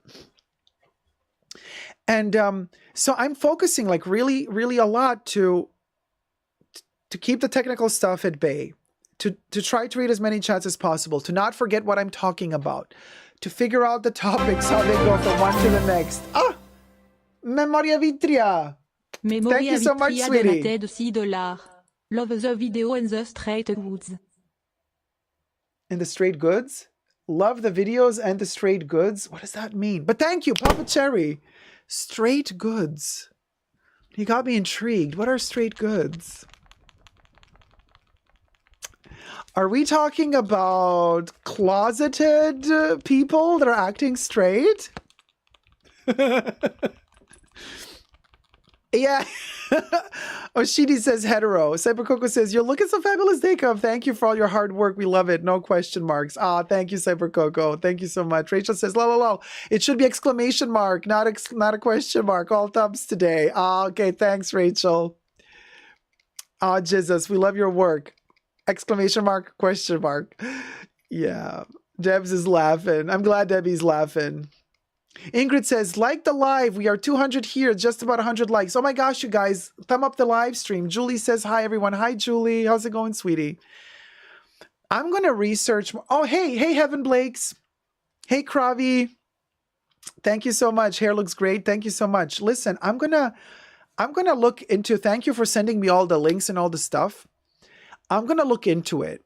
Okay. And I'm going to see how much dirt I can dig up on is Chanel being sold or not. So we're going to do an update on Saturday. You know what I mean? When I have all my receipts gathered together and when I know everything, you know what I mean? Like we're going to do a proper segment on Chanel being sold on Saturday. And I hope that I will be able to dig out more information until Saturday. Until then, if you guys have any intel and you want to share it either publicly or you want to be anonymous, send it to me to my email address, superdacob@gmail.com. All spelled together, superdacob. superdacob@gmail.com. Send me links and all the intel so I can gather all that information and then do a proper segment next Saturday, hopefully, or next week. $10 super chat from Gigi Colbourne. I love the gay goods. Oh, thank you so much, JJ, my love. Thank you. Big heart to you, Papa Cherry. Yes, queen. Yes, the gay goods. The gay goods. I love the gay goods. I bet you do, JJ. I bet you do. Lady Marie says, yay, more drama, please. I know, we love the drama, right? Hey, Diana Osorio. Hi, beautiful Dacob. Hi, beautiful Diana. Welcome to the chat, sweetie. Oh my God, Jesus, the shade. Chanel sold to Claire's. Or she says, Steve Madden is buying. Betsy and Chanel, same picture. Well, Betsy Johnson at least doesn't fall apart that quickly, let me tell you. Saturday cannot come soon enough, says Gosh Get a Life. I'm going to gather all the intel I can find. And if I find enough intel, we can do a video on Saturday on Chanel being sold or not, right? Otherwise, we might have to wait a little bit longer. I might need more time to gather, you know. But if this is imminent, if the sale is imminent, then we'll go. Speaking of we'll go, let's do the next segment. I also want to talk to you about what this whole live stream was supposed to be entitled, Quiet Luxury and Vogue's Picks for Quiet Luxury. Which is kind of bizarre if you think about it. But anyway, because, you know, V-Sense, how's it going? Love your channel. I just got monetized on my little baby. Yay! Congratulations, V-Sense. I'll make it rain, honey. Krabi says, will the quality be better post the sale? That's going to be definitely part of the conversational topics because we're all hoping that the quality will get better. But will it? We don't know. We don't know. Jesus says MK doesn't have that type of budget to buy Chanel. Well, I mean, they just bought Versace, so you never know. Luciana says Pedro Pascal. What about Pedro Pascal? We love Pedro. Who was that guy who wore the red shorts at the Met Gala? Oh, okay, Sherry asked. And then Luciana answers, it was Pedro Pascal. Yeah, we love Pedro. Oh my God, Pedro's movie with Pedro Pascal's movie with Pedro Almodovar is... it's a short film. It's going to premiere at the Cannes Film Festival.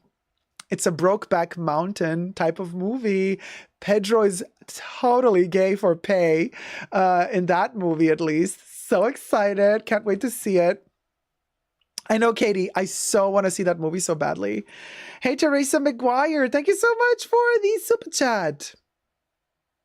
Thank you, sweetie. It's going to pop up here any second, and then we're going to pop your cherry. It premiered. Ah, there it is. The movie premiered at Cannes, apparently, and he wasn't there. Super chat from Teresa McGuire. Love the channel. Thank you so much, Teresa. Very kind of you. Thank you, sweetie. Thank you. So apparently the movie already premiered at Cannes and Pedro Pascal was not there for the premiere. Maybe because it's a short movie, he has better things to do, or he was embarrassed to be in a gay flick. Oh, Pedro, honey, oh, honey.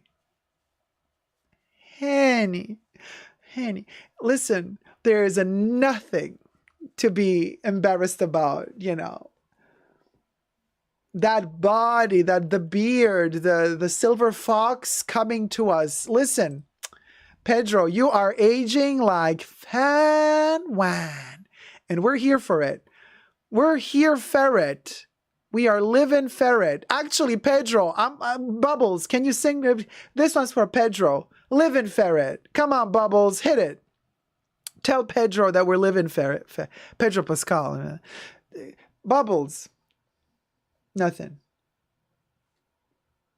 Bubbles, play Living Ferret. I'm living ferret, living ferret, living ferret, living ferret, living ferret, living ferret.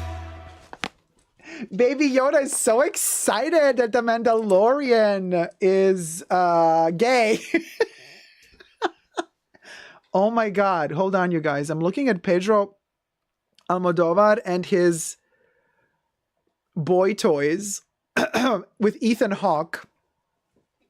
Ethan Hawke is the other gay guy in the movie. So Ethan Hawke's character and Pedro Pascal's character are the couple, are the gay. Yes, Ethan Hawke. That Ethan Hawke. Uh-huh.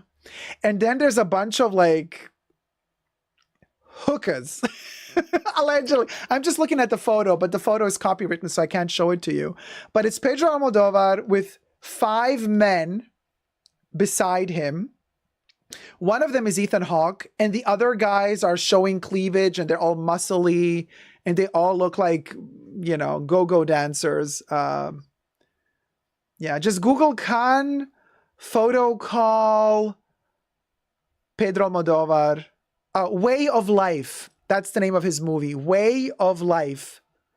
Cannes Photo Call movie, Way of Life. And you're going to see Pedro with 5 guys, one of them Ethan Hawke. He's dressed, but the others, oh honey, the other sisters, they're showing tits, they're showing shoulders, they're like polka players, oh honey. You see, this is, yeah, only friends, as they say, only friends. Yeah, it's raining men, gosh, get a life. So that ferret must be happy, says Mahones. Oh my God, that's hot, says Oshti. Krabby says, what did you do to your hair, Dacob? Looks extra good today. Fluffed it up a little, you know. Like we say in the porn industry, you need a fluffer. You need a fluffer. If you know, you know. Oh, okay, Sherry is drooling. Saya is like, the sisters are sistering. Heaven Blake says his red shorts were hot. Krabby says LOL. Debbie says OMG. Lady Marie says, is it just me or does Pedro look a tiny bit like Colin Firth? Wait, that's Pedro Almodovar. That's not, oh, you guys, that's not Pedro Pascal. Y'all, the guy in the middle is not Pedro Pascal. The guy in the middle is Pedro Almodovar, the film director.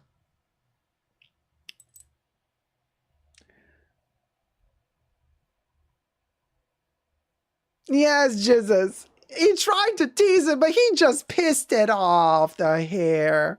LOL. Different Pedros, Katie. Different Pedros. Different Pedros. But they both speak Spanish.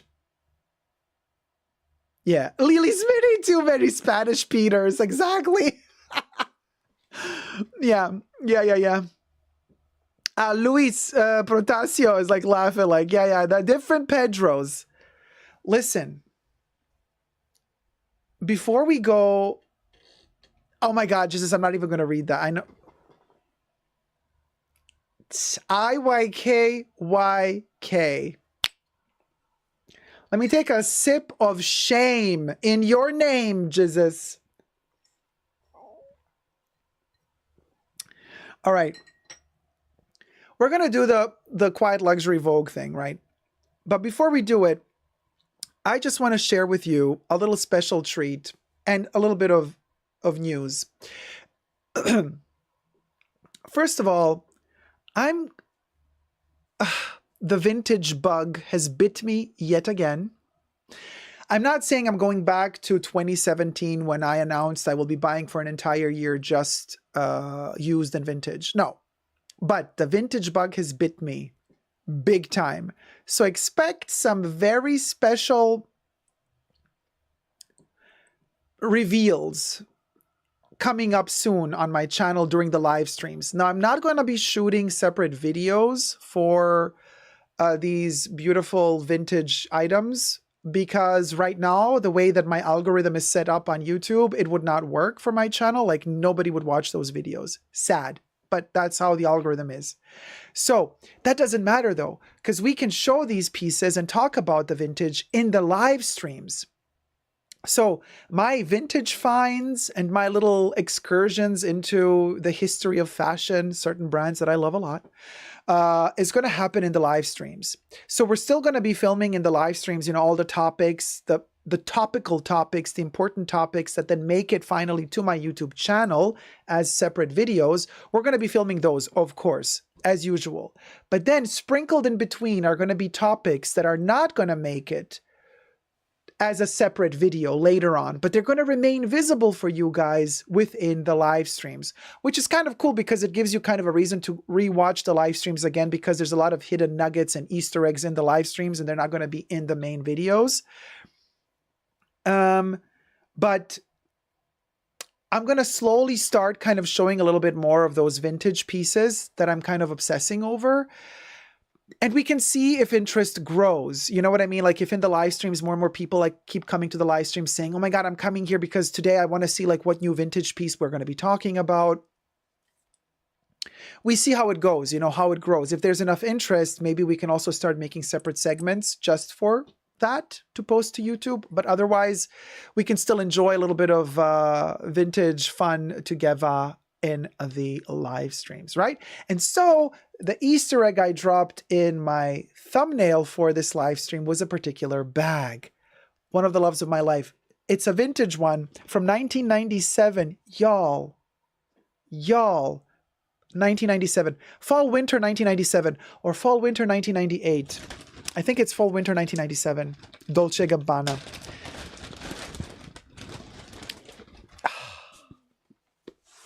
You guys,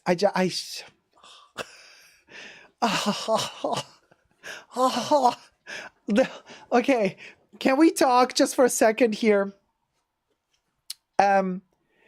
Okay, you guys, when the Dolce & Gabbana bug bites me, the vintage Dolce & Gabbana bug, yes, I know we're still canceling them today, but when the vintage Dolce & Gabbana bug bites me, there's no saving me. For at least a couple of months, I am hooked. And that time has come again. I am completely hooked. So this is one of the most beautiful Dolce & Gabbana bags that are reminiscent of 50s and 40s style. So this one is fall, winter 1997. Hit the main runway. And look at this thing.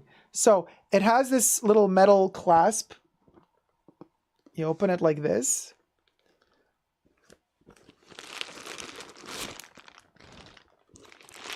It is so beautiful. It's silken. Look at that satin silken. I mean, yeah, guys, ciao. I have no words. Look at that beauty. And then it has that classic Dolce & Gabbana plaque in metal with the Made in Italy logo underneath and a bit of leather. And this maculato, by the way, this, listen to how it closes, this metal. Y'all, this bag is almost 30 years old. Can we just almost 30 years old. It is velvet.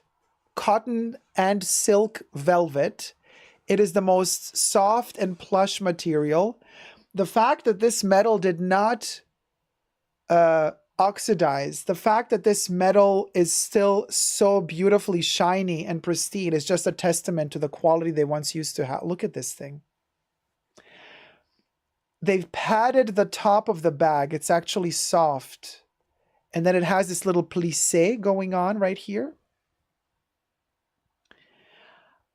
I mean, it has an ombre effect. It kind of goes from dark to light. Can we talk? I mean, you guys.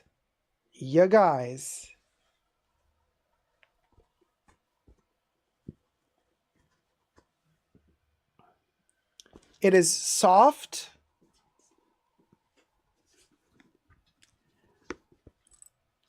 Also, top handle bags, it's the way to go. Seriously, I don't know. I've been thinking about this, because I had a phase when I was completely into... Oh, it also has an internal pocket, by the way. Oh my gosh, the beauty of it. No, just... Yeah, this is on a whole other level. I know, I'm not into Dolce & Gabbana nowadays, but I am literally into that 1980, well, they began in 1985, but they were tentatively trying to find their aesthetic. So let's say from 1989 in particular to 1998. 1997. That's my era of Dolce & Gabbana. After 1998, we're done. Dolce & Gabbana and I are kind of not friends anymore. But the prime time for me, 1995. That's also when they introduced D&G, by the way. But 1995 spring, summer, 1995 fall, winter, and then 1996 spring, summer, 1996 fall, winter. Yeah.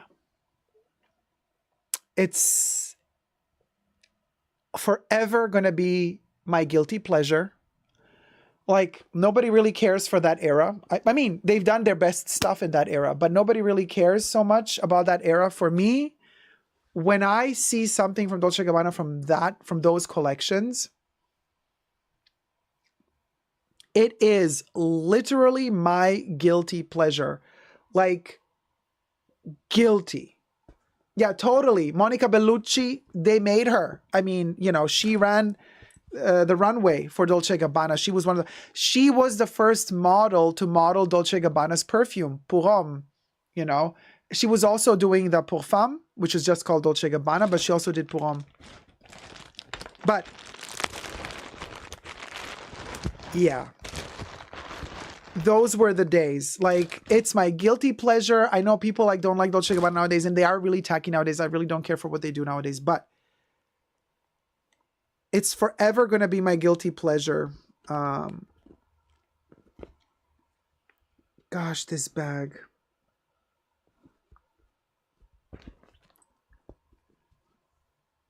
Oh yeah, I have to sew it here. This is very delicate. I see that. Oh no. Okay.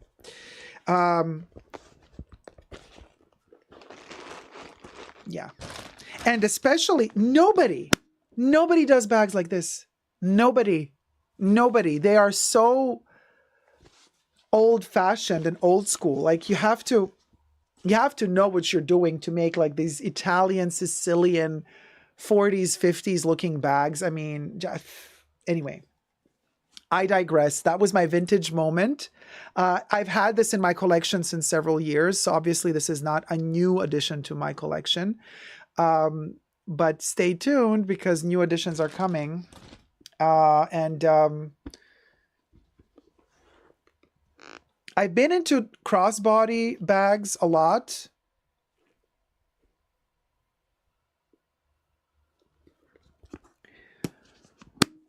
But then I shifted into shoulder strap bags that cannot be carried crossbody. But now, since a while, I'm all into the top handle.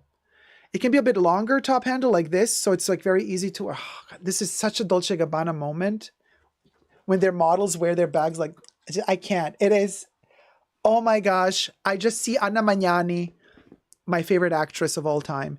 I just envision Anna Magnani whenever.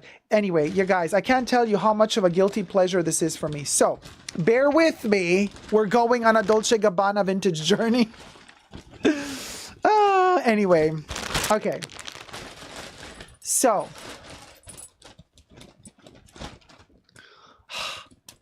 happy vibes, total happy vibes. And especially everything that is like kind of leopard and maculato from Dolce & Gabbana is just amazing. Coincidentally, I think this is one of the reasons why I'm so obsessed with the pochette accessoires lately. I'm obsessed with it because it has that top handle, the same length as the 50s kind of Dolce & Gabbana style. MMM says, Dacob, you were looking for an Italian brand a while ago. Was it called Gianfranco Ferré? No, it wasn't Gianfranco Ferré. It was some other name. I still can't remember. It's the length of the handle for me. I know this is kind of a modern take on it has a zipper. It's not in any sort of way a vintage vibe, right? It doesn't have the little clasp closure, but it's kind of giving me modern day vibes for a 50s or 40s bag. And this is coincidentally why I ultimately love the pochette accessoires so much, because it enables me to wear it that way, you know? Love it. Oh, Shelby says, I don't only love the top handle, I love how thin it is. Yes. Yeah, oh my gosh.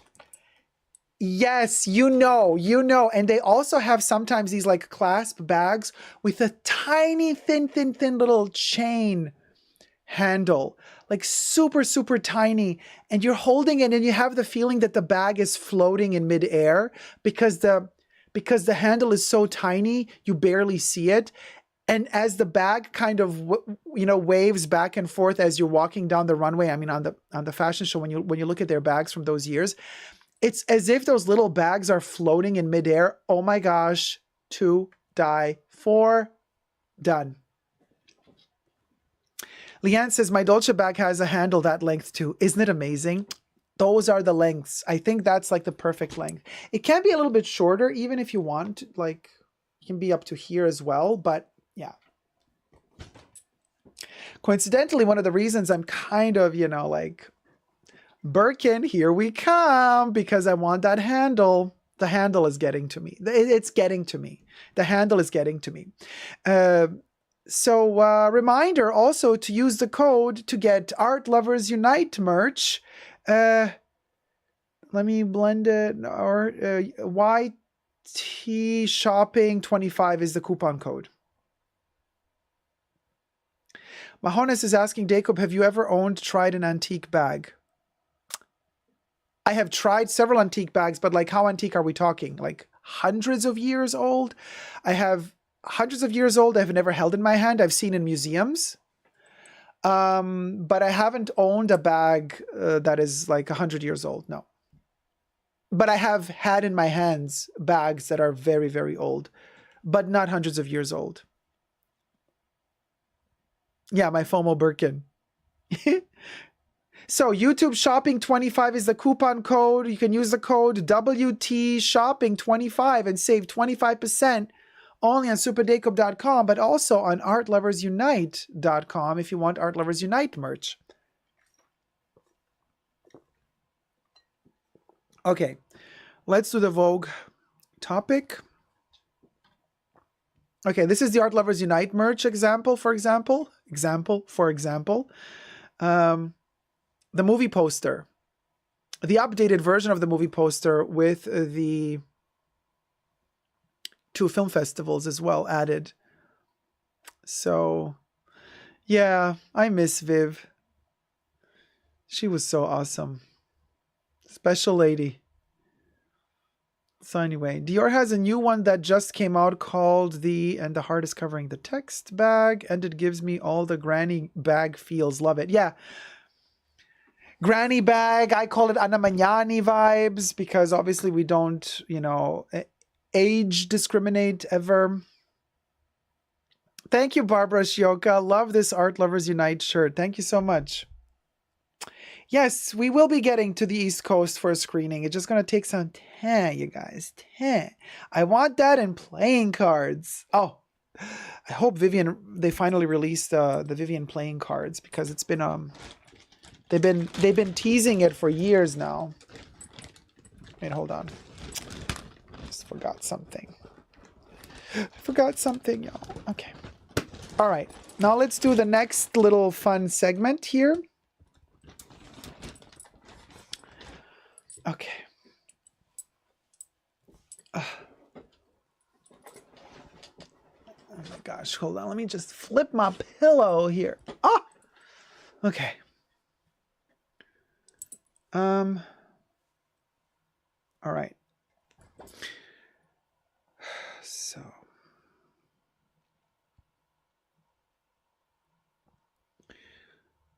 Let me just see. Okay. Wait, how do we call this? Quiet luxury, huh? Thumb up the live stream while I try to get my lips sorted here with all this lip gloss. Kind of irritates me.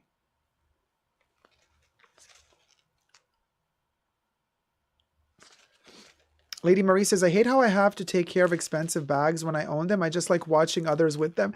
I know, I have the same issue, but it kind of helps a little bit me when I get them secondhand. They've already been worn in, so I can really enjoy them much more than when they're new. If they're like very expensive, obviously. Yeah. Okay.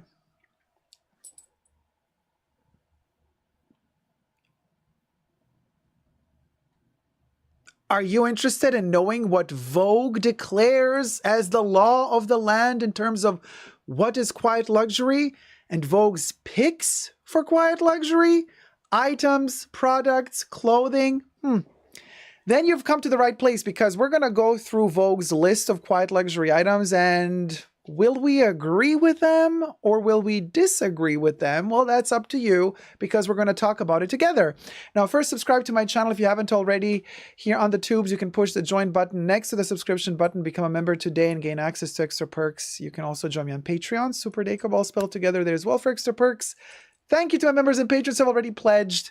This video is being filmed live in front of a live virtual audience. So you guys, are you ready for this?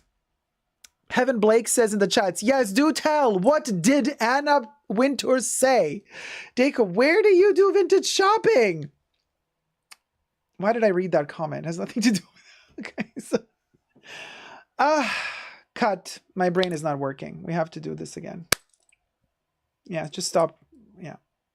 I'm gonna okay. Sorry guys, I can't read the I can't read the chats because I'm gonna get totally out. I'm gonna finish saying what I need to say, and then I'm gonna do the chats. Okay. Okay. Sorry, I'm just like the older I get, the more I become like Vivian Westwood. Like I get so easily distracted. It's insane. So yeah, I need makeup to cover it. I don't have it. I left it. So hold on. Love you too, Rach. Okay, hold on, let me think. Right. Lucky Dog says, let's see if purebred dogs make the list. Yeah, could you imagine? Hold on, let me also. Okay. So I have an issue with my nose as well, apparently, because I'm seeing redness everywhere.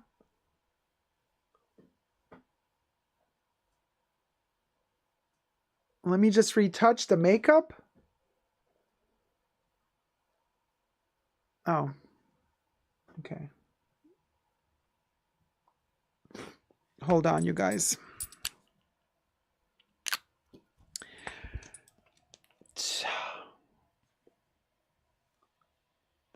We got to cover up this. I don't know for what reason I have a shadow right there. So we're going to fix the shadow.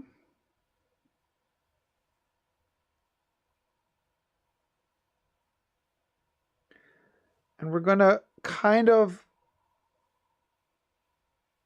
turn it into a lighter, whatever it is, thing. Ah, look at that. Okay. Okay,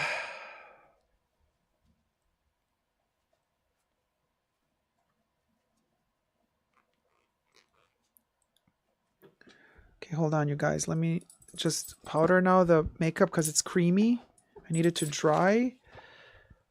And then we're good to go for the topic.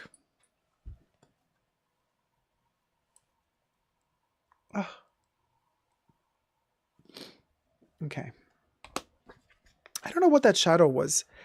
Maybe it was like from the, yeah, maybe the grunge smudge moment. Maybe the crayon kind of smudged its way to that part. So it kind of created like a shadow. Possible. It happens, you know. Okay. Sorry for that, you guys. Now we are ready to do this again. Okay. All right.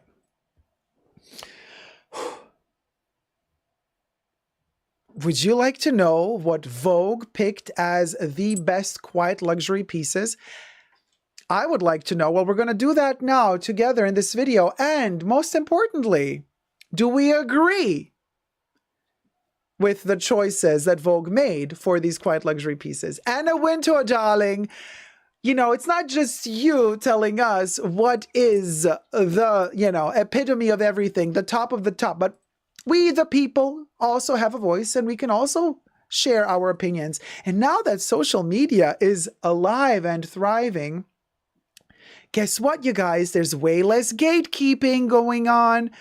Way less gatekeeping going on. So, you know, prior to internet, you couldn't just go to a magazine and say, hey, I would like to voice my opinion about something. You could write a letter to a magazine and hope that they might publish your letter about whatever topic you want to talk about or whatever concern you might have about any topic. But there was a lot of gatekeeping going on when it comes to style and fashion. Nowadays, we have broken those barriers. Anybody can improvise themselves, a fashion guru, a style icon. It all depends how many people are willing to follow you. So, 20 years ago, if Vogue would have said quiet luxury is the way to go, and there was like no internet, well, there was already, but not as active as now, everybody would follow that route, more or less. But nowadays, if Vogue says this is the way to go, we still have a lot of other outlets talking about fashion that have their own credibility. So the gatekeeping is not there anymore. So now, on this social media platform, on my channel, we get to see if we agree with the picks that Vogue made. So subscribe to my channel if you haven't already. Push the join button next to the subscription button to become a member today. Gain access to extra perks. You can also join me on Patreon, Super Dacob, all spelled together there as well for extra perks. Thank you to my members and patrons who have already pledged. This video is being filmed live in front of a live virtual audience. I live stream every Saturday and midweek, so I'm going to read your chats as well. Let's get straight to it. Vogue. Let's see what Vogue's picks for quiet luxury items are. All right. So, and this is a mistake. Cut. I can't anymore. Okay. So now I'm just going to do it again. Now we're going to see together what Vogue's picks for quiet luxury items are. Let's see. Alrighty. So let's blend in the first one. Okay, so Vogue is telling us the suit vest with a pleated midi skirt. We're going to get to the midi skirt in just a second, but this is the vest. Now, obviously, so in this case, the vest is from Brunello Cucinelli. And we know that Brunello Cucinelli is kind of a notorious name when it comes to, I guess, luxury standards. It's kind of a little bit of a brand, like, if you know, you know. And obviously we don't see logos. Muted tone has been chosen by Vogue. Brunello Cucinelli vest. I'm going to tell you here and now, I'm a huge fan of vests. I wear vests all the time. When they're not in fashion, when they are in fashion, I love vests. However, do I love a modern day vest?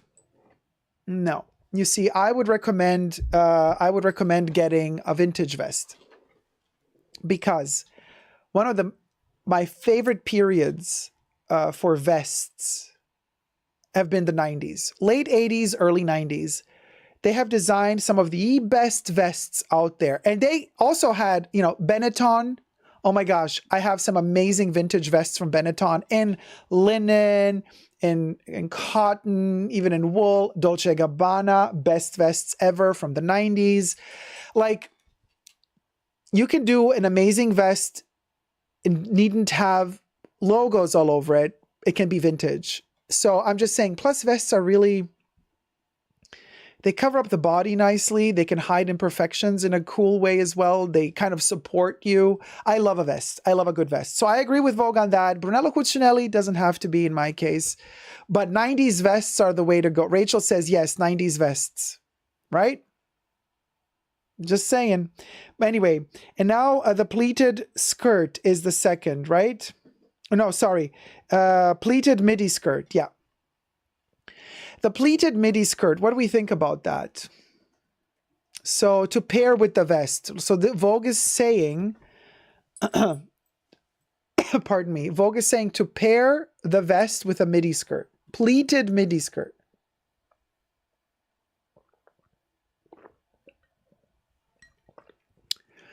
Jizza says, hell no. You can get my merch. www.superdacob.com. So we're saying no, not this year, Vogue, says Debbie. Okay, so we are saying, sorry, Anna. Our people will contact your people about this combo of the vest with the pleated midi skirt. Okay, Vibina says, I'll pass, LOL. Not a 60s cheerleader. Oh, Rachel says, I'm boring and I like this kind of style. You're not boring, Rach. LALC says, the irony is that nobody's wearing that in the Vogue office. How do you know? Do you work in the Vogue office, LALC?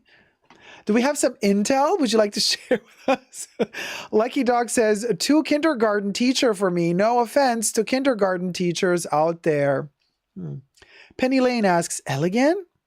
Anyway, so I see we got mostly nays than yays on this look. But the next one is the long line denim skirt with a linen overshirt pairing. Okay, so this is the skirt that kind of looks like denim jeans, but I guess it's a slit or it's an extra added maybe patch. No, it's a slit. I don't know. Down there doesn't. Anyway, so we're talking long line denim skirt from Alice and Olivia Rye. And I love how Vogue also states that they might they say like they've independently chosen all of these products, but some of these products may offer links on the Vogue, whatever website it was. And those links might be affiliate links. Like if you buy one of these products, Vogue might or might not get some money for some of these products. That's so hilarious that they write, well, I'm not getting any money for these products. Okay. I got a little hair on my tongue. Classic. So, also forgot to tell you that the pleated skirt from before was from J. Crew. Anyway, so this de-stressed denim maxi skirt is from Alice and Olivia Rye, but then they want to pair it with a linen overshirt. And that would be this one from XA Linen. XA or AEXAE. Kev is like, J. Crew and luxury? Yeah, apparently Vogue wants to make that coin on affiliate links. I don't know. Ellen is like, oh, no. Definitely needs a different denim skirt, says K. Fitzsimmons. Krabby says, maybe if it were shorter at this length, not happening. Gives church choir vibes, asks Krev. Seth says, no. Hey, denim skirts. Lady Marie says, nightmare. All right. The people hath spoken. Penny Lane says no shape. Shelby Tanasi says why? All right, Vogue. Anna, you've heard it here. We're moving on to the next one. So the next pairing that Vogue is doing is the lightweight trench coat. And the trench coat that they're showing us is from Another Tomorrow. Another Tomorrow lightweight trench coat paired with none other than a kitten heel.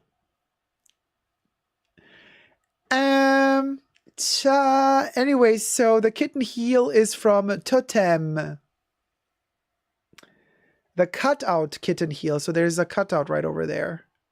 So they're pairing the trench with the kitten heel. Kate says, I'd skip the heel. Penny says, nice, classic. Katie says, love the trench. Oh, that trench coat is awesome, says Mahones. The stains, could you imagine, says Lucky Dog. Katie says, I like it, but I'd skip the heel. Oh boy, says Melissa.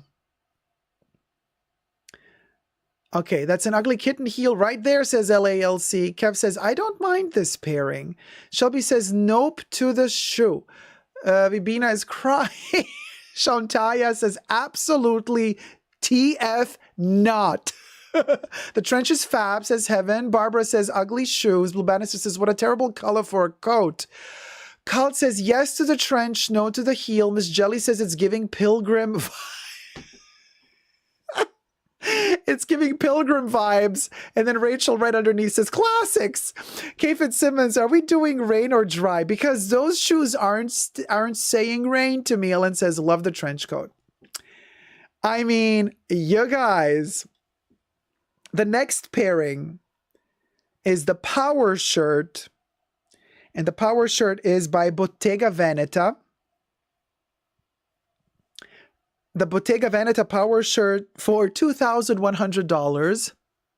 Just FYI. And the power shirt is paired with baggy jeans. And the baggy jeans are from a gold, $208, more or less. So we got a $2,000+ baggy shirt with a $208 baggy jeans. Worn by Ricky Lake, says JJ. Lily Smitty, no power shirt. Johnny says, ouch, so ugly. Vibina says, please make this stop, LOL. Who picked those? I don't know. Anna Winter, we're asking you, darling. Who picked these? Love the jeans, says Katie. Rachel says, the concepts, yes, though I'd change the details. It's giving the Miranda Gray stare, says Melissa.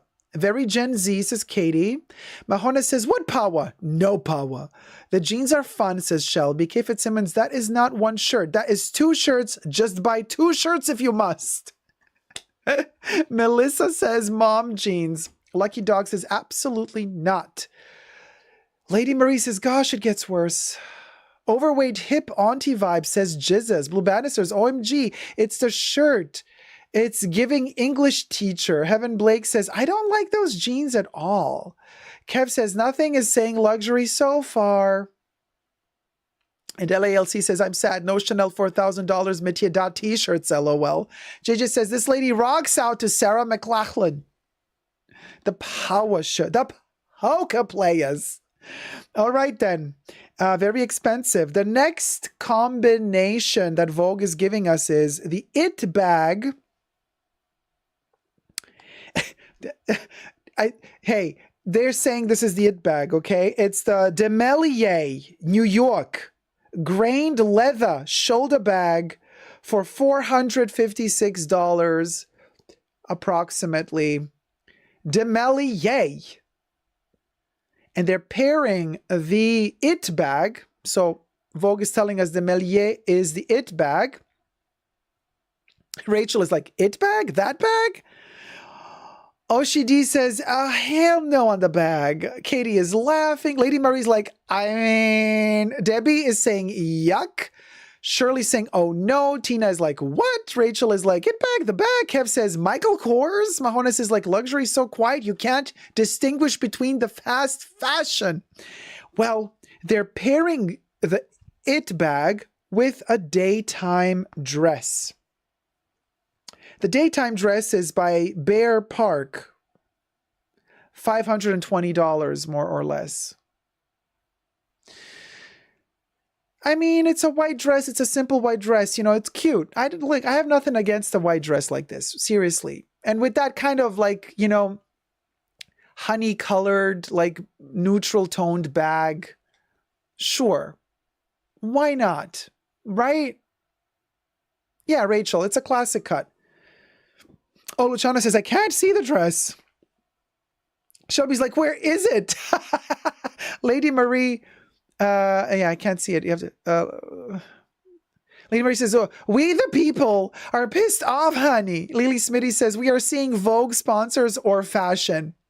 Vogue did state that some of these links that they provide to these pieces might have affiliate links included. So Vogue is like kind of telling us, but they say that they have chosen them independently. But who's to know? Yawn, says Lucky Dog. We are going pilgrim this year, says Heaven Blakes. LALC says beautiful dress. If it's 100% cotton, so it can be quiet luxury. Okay, so maybe this is the first quiet luxury piece thus far. Not everybody agrees, but thus far that we've seen on this Vogue list. Lily Smitty says, that dress and those trench coats, my coffee would spill on them. Oh yeah, this stain central for sure, for sure. All right, moving on to the next combo. The nonchalant trouser, another invisible piece. Yes, it's white. A nonchalant trouser, in this case from The Row. $1,500 more or less. I love how the trouser is nonchalant, but the price isn't. I guess that is quiet luxury after all. The nonchalant trouser from the row paired with a white, paired with a striped tee.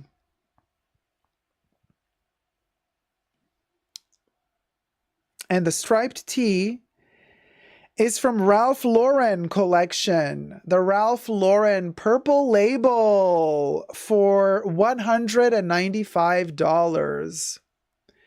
So we got the nonchalant trouser with a striped tee. Cute, but wouldn't pay $1K for that, says Flower Lace. Katie says, you can get those cheaper.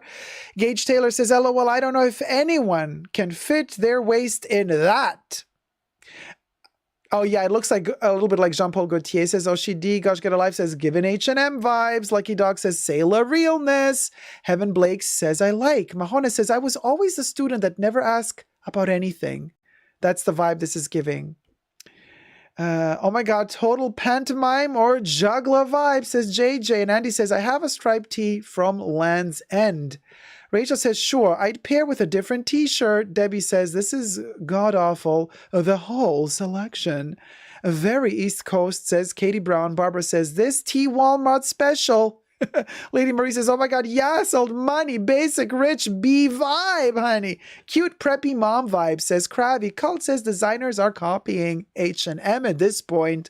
Vibina says Chanel, aka Jean-Paul Gaultier. Heaven Blake says, well, that's the good thing about the quiet luxury. You can find it for cheaper. Juliana says, Menina now come ese preço. I can't handle this price, I guess. Lily, that was Portuguese, I think. Lily Smitty says, I like contrast fashion colors. Way too many neutrals. I guess the neutrals are part of quiet luxury, y'all. I don't know. Relaxed Sailor. I like it, says Shelby. All of these selections are boring me, says Steph. All right, then let's move to the next one. The cinched waist blazer. The cinched waist blazer. This one in particular, Vogue is showing us Proenza Schuler Jacquard peplum blazer. I don't see the Jacquard. Where's the Jacquard there? Oh, I see it if I zoom in, but it's like hardly visible. Okay, so Proenza Schuler Jacquard peplum blazer for $2,290, give or take a penny. Paired with a little black accessory, which would be Vogue is pairing Proenza Schuler with a black Reformation Chiara convertible bag. I don't know how this one converts, but the price is $398 for the bag. So the Reformation Chiara bag with the Proenza Schuler top. Rachel says all neutrals, yes. Melissa says yes. Debbie says, damn, oh, it's cream. Gage Taylor says, that goes hard. I like that, says Heaven Blakes. Love it. I can't fit in, says Shelby. I like, says Gosh Get Alive. Steph says, that looks exactly like an Amazon $9.99 piece. I like the blazer, says Rachel. Wonder Strike says, I like the blazer. Good cut and clean color. Vibina says, why didn't they pair the blazer with the white pants? Would fit so much better. Lily says, another white. I prefer dark coats and lighter buttons. Maybe it was theirs, like psychology was like, they want you to kind of think that you're getting to that conclusion all on your own by saying, why didn't they pair that blazer with those pants? Let me do that. I'm more clever than Vogue. Maybe that's exactly what Vogue wants you to do. So you end up buying the pieces. You see what I mean? I wouldn't pass it by them to not think about this sort of brand marketing strategies. It's Vogue after all. They be shady. Allegedly. Everything I say in this video is for entertainment purposes only. Not rooted in truths or facts. Everything's alleged. Just my opinion. Okay? And everybody has been consecrated. Fashion icons, darling. Fashion legends. Now, the next pairing Vogue is giving us is the sleek jeans. So they were giving us baggy jeans before, but now they're shifting into sleek jeans. Like, what's it going to be, Vogue? The baggy or the sleek? Apparently both go in quiet luxury. We have the pairing of the sleek jeans by Kite Danielle high-rise straight leg jeans, $440, give or take us a nickel. Well, you know, denim, paired with a luxe loafer. The luxe loafer is from Kite Pippin, two-tone loafer.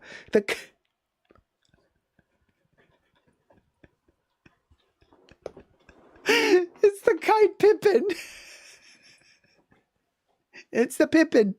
And it's and the price of the Pippin is $780. I mean, putting on the Ritz, says JJ. Maiden type of shoe, says Jesus. I like the shoe, says Nan. Yes, love it, says Katie. Much better, says Heaven Blakes. A bargain, says Lady Marie. Melissa says, yes, love both. Rachel says, I like the jeans. Heaven says, I like most of this, but I gotta let my dark goth side out a few days a week. LALC says, is quiet luxury an aesthetic that is supposed to erase fun and personality from style? I think so. I think that's literally where this entire quiet luxury trend is heading towards.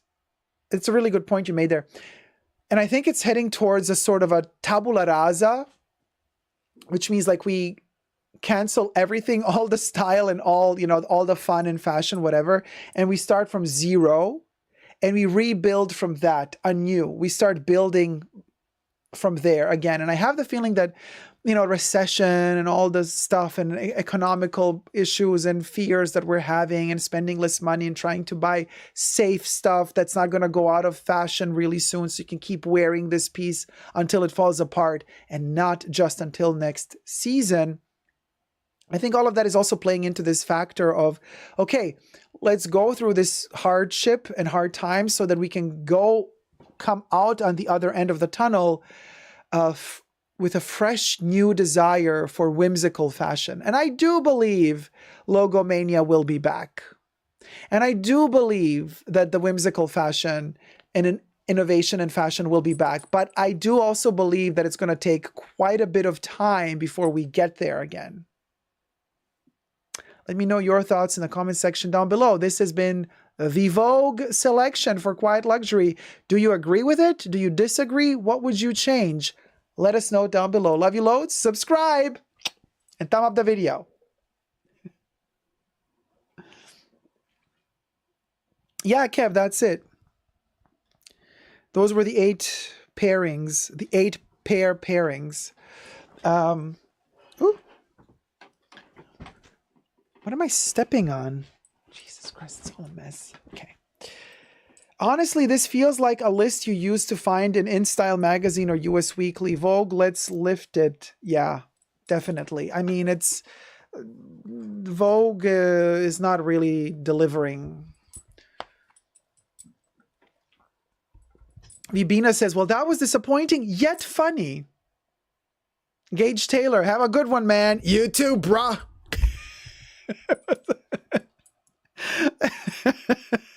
Yep, everything goes in circles, says Mahones. Maybe did Vogue fire their writers? You know, because I mean, if they are now only using AI to write all their articles, maybe they fired all of their writers. Maybe like Anna Wintour is the only person still there working, and everybody else is gone. Anya says, is Vogue sending us to the thrift stores? Jesus says, yeah, brah. Lady says, maybe Vogue is brogue. Heaven Blake says, I was expecting more from Vogue. And thanks, Dacob. Good night. Thanks, Heaven Blakes. Michelle Salter says, oh, what Heaven Blake said. Yeah. LALC says, no, Chanel, no Prada. Anna Wintour is not quiet luxury, LOL. No. Because Anna Wintour always wears her Chanel and Prada, right? LALC says no Chanel. Oh, sorry, that one. ChatGPT wrote the article, says Kravi. Gage Taylor says, Radvid, I'm trying to get into clothes. I mean, you mean like into clothes? Why are you usually naked all the time? Or are you trying to? You mean like getting into fashion? Like you're trying to get into like the zhuzh, the zhuzh. The lack of colors in this selection makes me yawn. I need colors, says Shelby. Lily Smitty says, why are neutrals quiet? I mean, yellow shoes with navy wash jeans looks ooh la la. Lady Marie says, English should be replaced by AI. I agree. Allegedly. Thank you so much for the super chat, Melissa. $7.99 super chat from Melissa Convertelvi. Thanks for the company on my long drive, cœur. Eyes on the road, Melissa. Drive carefully. Let me pop a cherry.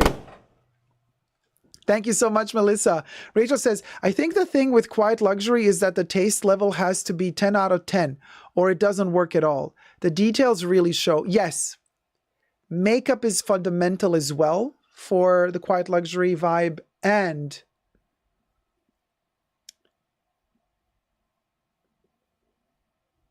I think makeup and how you wear it, you know? And this is why ultimately I still believe in that crazy video that I made where I said that the monogram canvas can be quite luxury. I know it's insane, but watch that video. You know, I posted it a couple of weeks ago.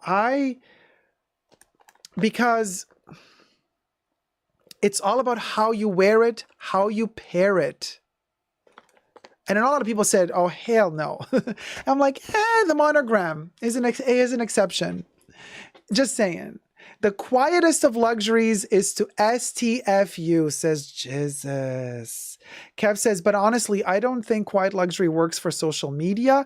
You have to be in stores and touch the fabrics and experience the fit to truly appreciate it. Yes, that is true. If you want some really beautiful material, you want an exceptional cashmere, you want some really good silk, you want Egyptian cotton, like you need to feel the stuff in the stores. I think part of quiet luxury, Kev is completely right, is to feel it. But another one of the reasons why it doesn't work for social media is it doesn't even work for the influencers, which are also a dying breed. They're, thank goodness, almost, you know, they're on their way to extinction, the influencers. They've done a terrible job, by the way. They've done a great job to bring the brands money and themselves the money, but they've done a terrible job in terms of helping out the consumer buy nice stuff, because influencers usually just sell their soul to the devil, you know, and get paid to lie to you basically and say, this product is amazing. And then they don't even use it themselves. They just get a hefty check to influence you to buy it. So I do hope that the era of the influencers is soon over for good. But also for said influencers to wear quiet luxury on their Instagram posts, it's not flashy enough. It doesn't attract attention enough. So I do believe when it comes to social media, quiet luxury is kind of going to be gone pretty soon. You know. Exploding Kitten says, I hate logo-y stuff like Gucci or Louis Vuitton. Just looks busy and tacky. For Gucci, I agree. For Louis, yeah, the monogram, I don't agree. But like I said, depends who's wearing it and how they are wearing it and how you combine it with everything. It can look really, really classy. Just Google Audrey Hepburn with her monogram Speedy. There is nothing tacky or too busy about how she wore her monogram Speedies combined with her outfits. Gosh, I mean, you see Audrey Hepburn with her Speedies and you just go like, oh, wow, okay, that's it. Now I can, you know, I can die in peace. I've reached the ultimate form of elegance, you know. She was amazing, but it's about knowing how to pull it off. You know, not everything's for everybody. Some styles would not have worked on Audrey, but might work amazingly well on somebody else. She just knew what worked for her and had some really good, designer friends like Hubert de Givenchy, who dressed her. So obviously, you know, she had it easier than a lot of us, obviously.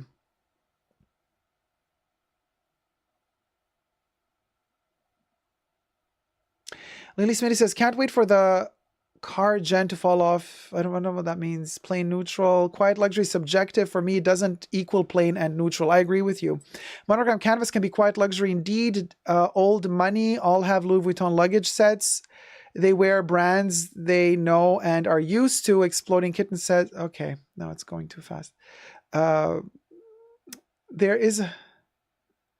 I hate logo-y stuff like Gucci Louis Vuitton just looks busy and tacky. I've read that one already. Joseph Thomas says quiet doesn't equal boring or neutral, but there is a way to do fun without going full Diana Freeland, in my opinion. Completely agree.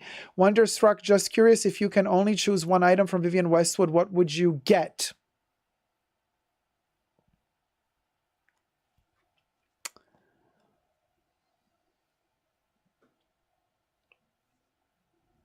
I would get the giant orb. Yeah. The 3-dimensional giant orb, which is only available at World's End in London. I would get the giant orb in gold.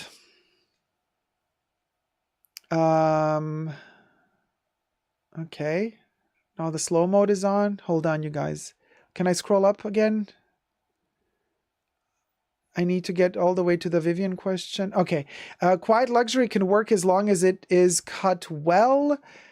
Monogram can look like old money, which is kind of quiet luxury. I agree. Smurfette says, the older I get, the more I gravitate towards quiet luxury. Mahona says, classy always stays classy. It depends on which monogram bag, says Oshidi. Yeah, the classic monogram. I mean, we're talking Speedy. We're talking the Noe. We're talking...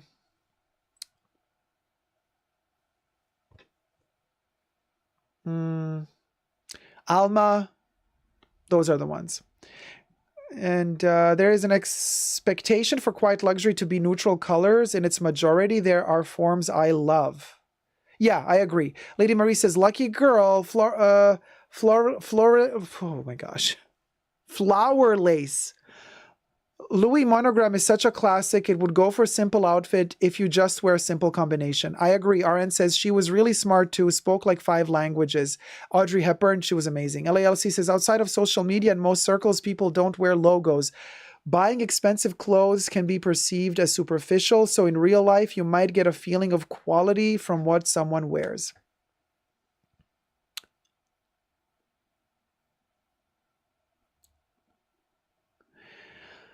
I mean, I never let anybody dictate my choice of what I wear. So if I'm in a circle of people where they kind of look at me like, he's wearing, Chanel sunglasses with a huge C logo on the side, I would be like, honey, take a picture. It will last longer. Then you can take it home and dramatize over me all you like. You gotta have a picture to go with it. Enjoy. Seriously, I couldn't give 2 Fs about what other people think about what I wear. Fragrances are the epitome of quiet luxury, MMM says. Well, unless you're wearing a really screechy fragrance in public and people run away from you, which I adore to do. Smurfette says, you can do an in your... Oh, okay. Can't. Okay. Anyway, let's skip that. Caroline says, hey, Caroline, understated is elegant. Silence can be deafening. Yeah, too much silence is also not good. It's scary, right? RN says to Joseph, Diana Freeland met and was friends with Coco Chanel, so Freeland did know how to do quiet luxury. Well, she did know what Chanel did. Doesn't mean she knew how to do it as well. Exploding Kitten, what do you think about leather goods artisanal from places like the Middle East, Africa, Latin America? So if they're done nicely, it's amazing. One of my favorite collections from Vivienne Westwood is her range of accessories, bags and leather goods from Kenya. Her African Kenyan collection is my favorite. They're very, very, very beautiful objects. So just saying. And I have quite a few of the made in Kenya Vivienne Westwood Africa bags. They're amazing. I love them a lot. And I also love their cotton. And I love their beading, and I love the shuka. The shuka is a particular kind of design and technique that they are specialized. It's a heritage Kenyan culture, cultural artisanal design and style. And the shuka pattern and the shuka canvases are really, really beautiful. I love them a lot. Thumb up the live stream while you're at it. So yes, I say yes to especially Africa. African just fashion in general is so beautiful, so beautiful, and so full of soul and life and just light, you know. It's amazing. Really, it really is amazing. Yeah, Joyful Remorse, right? The Alma is a classic. The Deauville as well, Deauville, yeah. Steph says, the term old money is problematic. In countries like the US, old money is often tied to prosperity gained through the use of slavery. Well, old money, my dear, is always connected to some form of profiting off of somebody who doesn't have as much power as you. It's slavery. And don't think for a second that today slavery is gone. It's still happening. It's just legalized in a different way, you guys.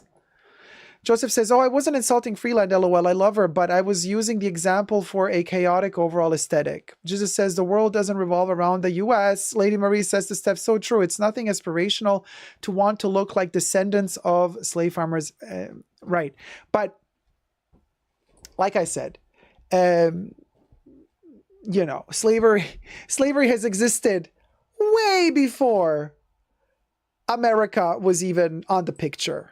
You know, it's a problem of humanity that predates the United States of America. Just to put this in perspective, you guys, and it continues still today.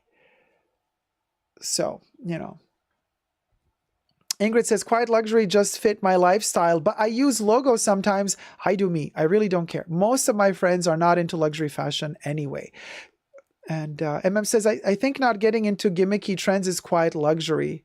Yeah, but sometimes you know what, you guys, sometimes I really like a cute little funny whimsical trend. Like something that is funny and something that I know is going to become a novelty tomorrow. I'm just going to love it and enjoy it today. Why not? Live a little.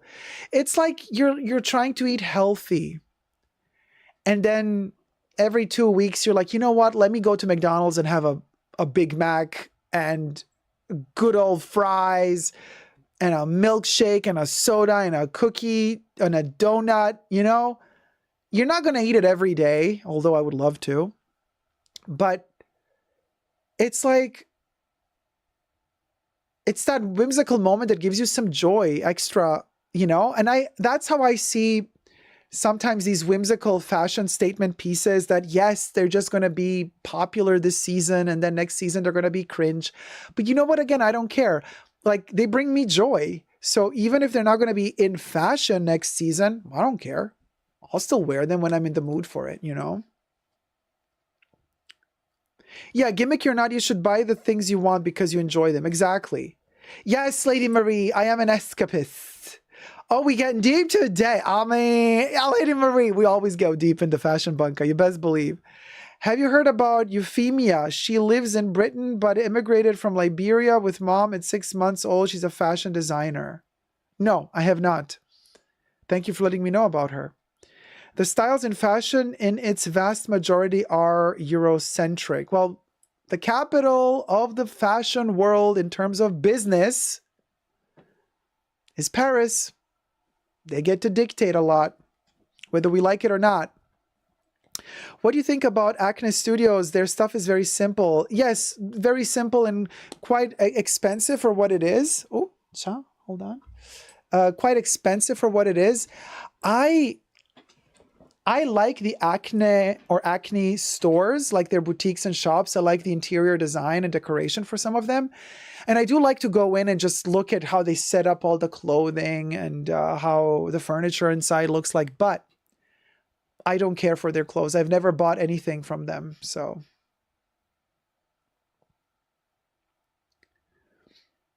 you know, Exactly, RN. Egyptian pharaohs, and yeah, I'm not going to read, but yeah, yes. Shelby says the styles in fashion and its vast majority are Eurocentric. Just read that one. Dacob, such an escapist. Thank you again. I read that one already. Why am I rereading everything? My chats keep glitching, y'all. What do you think about? Okay, read that one. Ampersand, how's it going, my love? I'm one of those who actually likes logos. I have a couple of Gucci bags with the Diamante double G pattern on it. I like the design it makes. It makes this neat pattern. I love it. You see, there you go. To each their own. You know, Vibina says, is a basic white tee quiet luxury? Because that's the blueprint if done right.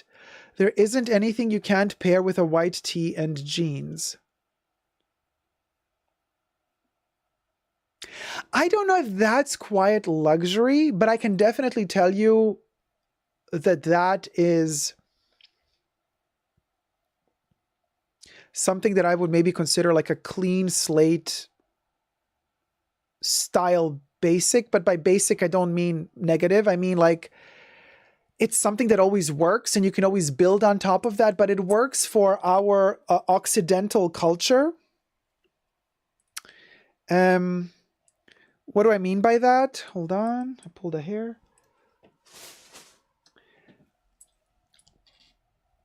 It's something we know.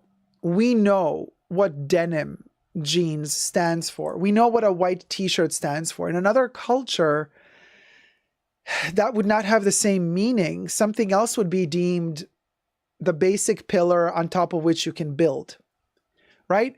So it's kind of like Western culture that considers the white t-shirt and simple jeans to be the neutral. Like neutral territory, anybody can pull it off. If you wear that, you're like, everybody leaves you alone. You know, like people know. When you walk down the street and you got a white t-shirt and denim, they're not going to judge you. They're going to be like, okay, this person just wants to chill today.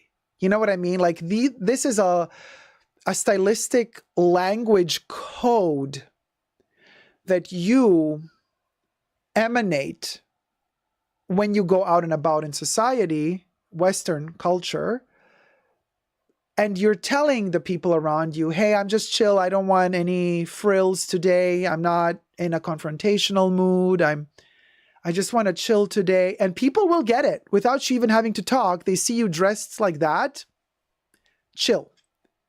Now, if on the other hand, in a Western culture, you decide, okay, let me wear Jeremy Scott winged teddy bear sneakers. Let me put on a lot of heavy makeup on my eyes. Let me wear... Oh, Wonderstruck, thank you so much for the tip. Wonderstruck donated $10. Yes, Queen. Thank you so much for the tip, sweetie. And then if you wear like iridescent jacket with like holographic reflection on it, or you buy the latest Chanel Cruise shoes, heels that light up with a flashy lighting up LED light bulb in the heel, then people will look at you when you're out and about, in at least in the Occidental world, right? They will judge you. They will either laugh at you, or if they are also very much into fashion trends, they might come to you and say, oh my God, where did you get this? Can I take a picture of it? Or somebody might even call you names, you know?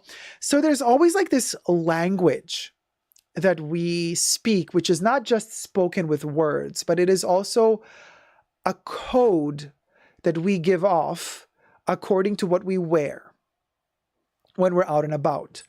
And so this is where quiet luxury plays an interesting factor in all of this. And this is why, coincidentally, just sociology, I don't know why this chair is so annoying today. I can't even.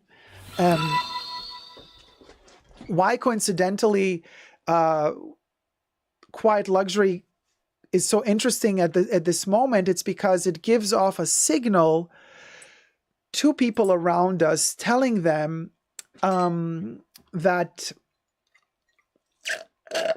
and this is just my opinion, but I've been analyzing this for a while, since we've been talking about quiet luxury since weeks now, or months even.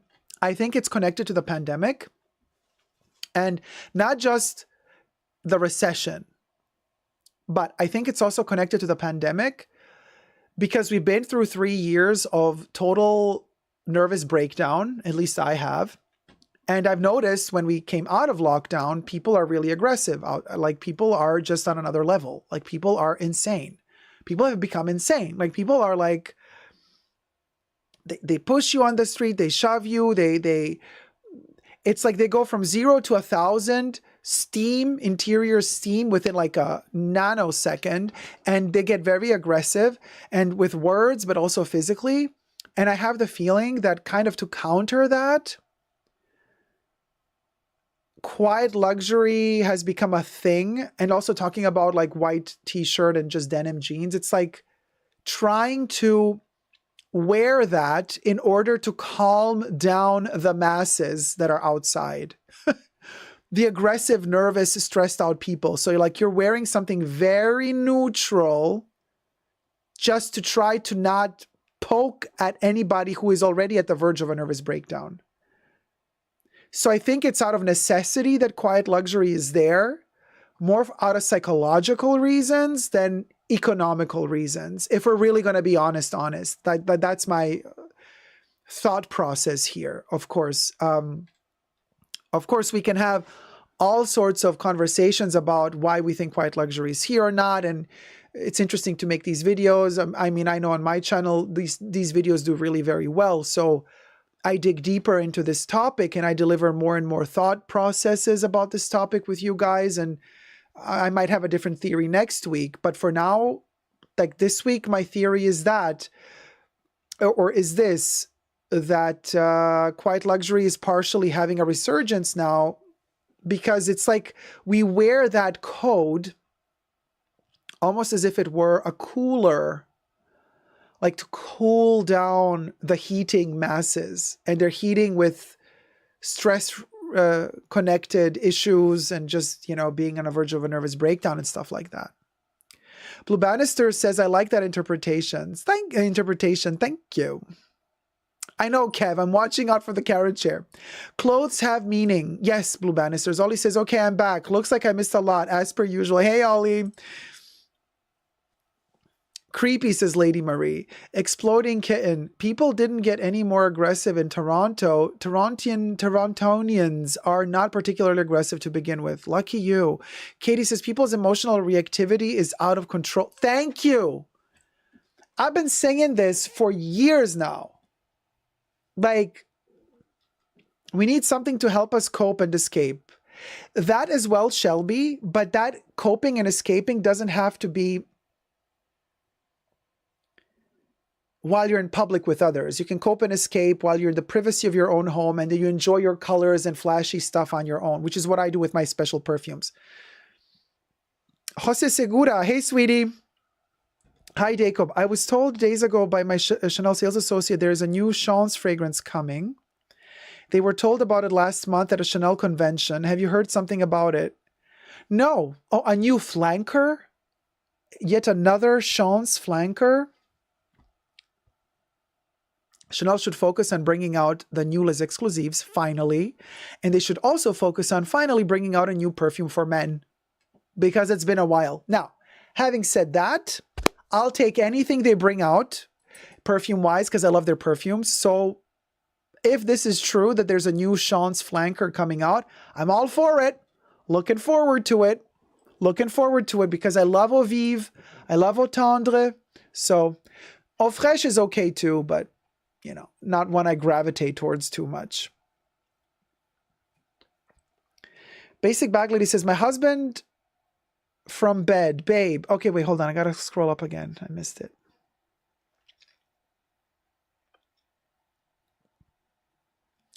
Babe, you're missing Uncle Dacob. This is my nickname for you because you're so wise. I flew to my iPad immediately. Very Basic Bag Lady. Thank you so much. Big hug to you and to hubby. Letty says, Dacob, are you going to watch the Dior Cruise show? It's supposedly being inspired by Frida Kahlo's life and art. And do you consider that cultural appropriation? Okay, so yes, I'm going to watch anything fashion related from these major brands in particular. It's part of my job, right? But is it cultural appropriation? No, I don't think it's cultural appropriation. I think Frida Kahlo is famous enough worldwide to be her own artist and not just the artist connected to her country and her continent. You know what I mean? It's not like we're saying, oh, Dior made a fashion show and they dressed all the models in Mexican Dia de los Muertos stuff, or Dior made a fashion show and all of the models are wearing geisha kimonos.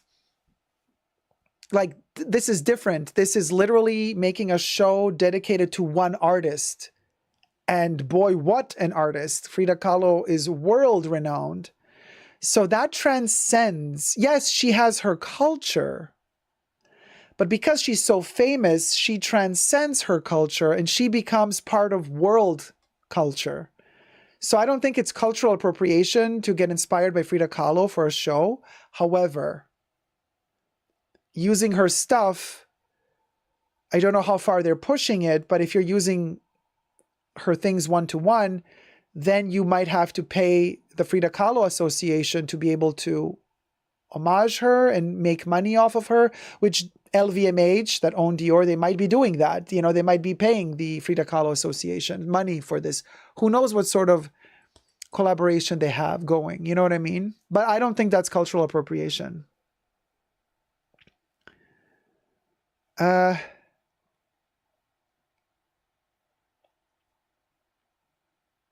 Oh, Zara Justina, any thoughts on the new face for Chanel Blue? Honey, it's like Chanel literally spies on me to find out what I dislike the most, and then they work with those people.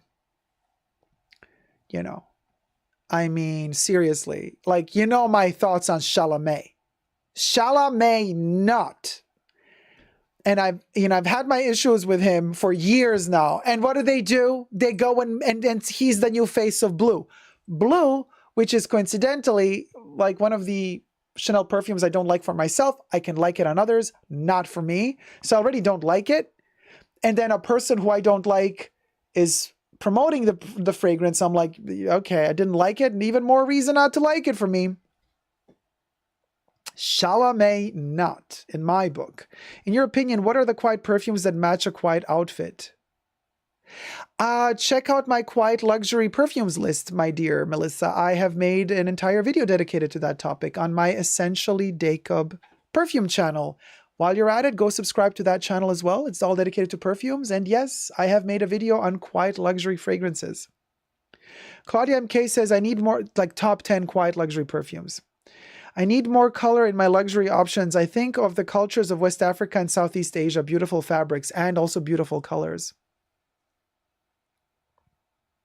RN says, no, it's not cultural appropriation. Frida Kahlo was half Mexican and half Hungarian, Jewish. Her dad came from the German Empire. MMM says, can Dior just be Dior? Not as long as those, I don't even want to call, whatever. Not until those two artistic directors are directing it. Letty says, thanks, Dacob. I really appreciate your opinion and insight on these subjects. Thanks, Let's. That's my abbreviation for Letty now. Let's. Sylvia, why do you hate Chanel Blue again? I don't hate anything. I loathe it. Like Madonna loathes hydrangeas. It just smells really like nothing to me. It has no character whatsoever. It is as bland as it gets. Maybe that's why it's so successful, because the masses. The first model for Blue was gorge, says Jesus. No, I don't agree. Poor Keira Knightley, says MMM. Well, check that out. Yeah. Lady says, what? TF really living learning. Jose says, I can't stand any other Blue sample. They are shoving in it on me over and over and over again. I know, it's so annoying. It's like every time you go, and no matter how much money you spend, they're like, so here, let me give you a Blue. I'm like, no, not another Blue sample, please. I know beggars can't be choosers. But like, please, I have so many already samples of blue that I've been given throughout the decades.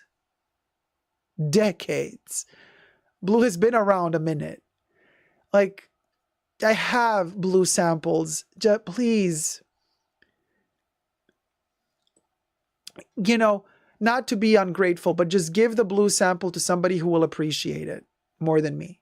There. Let's be sustainable here. You know. Shelby, did you ever have a number 5 Chanel sample? Of course. What do you mean, did I ever have a Chanel number 5? Like, yes. A ton of them. Where are they? I have them everywhere. Here's one. Just got one the other day.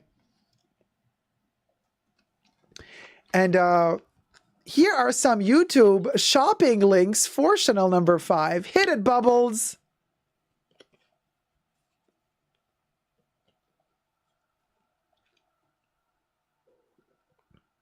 Do you guys see it? Chanel number 5. Chanel number 5, the Eau de Parfum.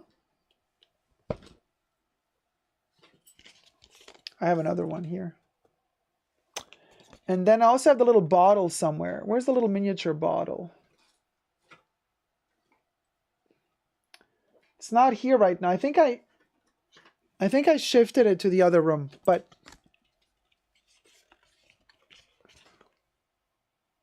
yeah, I love Chanel number 5. And I have a ton of Chanel number 5 samples. I collect them. I love them. I buy them. Ollie says, Dacob sells one bottle of 5 every 5 minutes. Exactly. I am Chanel's biggest pusher when it comes to Chanel number 5. Go blue yourself with those samples, honey. Oh! Blue balls, the Chanel says, just, I'm literally watering over here, says Shelby. Dacob sells one. I like only Mademoiselle, but haven't used it in years. I love Coco Mademoiselle as well. Yeah, I really, really love Coco Mademoiselle. And I also love the current limited edition Coco Mademoiselle body oil. It smells so good. So good. And it has real jasmine extract in it, real rose extract in it. Coco Mademoiselle, the body oil. We'll go. It's just so good. It's really divine. Dacob, were we able to dig up more info about Chanel pre-spend limit? Kev, I'm working on it. I'm hoping to be able to deliver this info on Saturday. If not, the next week, Wednesday maybe, but I'm working on it, yeah. I'm building up information blocks. So I don't have enough yet to have a definitive statement on this, but we will be filming a segment on it as soon as I collect enough information.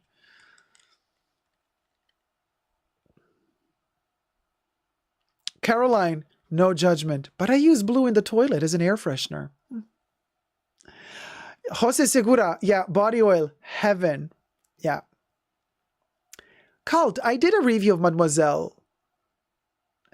I in my perfume channel, I've done, also on my main channel, I've done at least 10 videos on Coco Mademoiselle, to the different concentrations, the different products.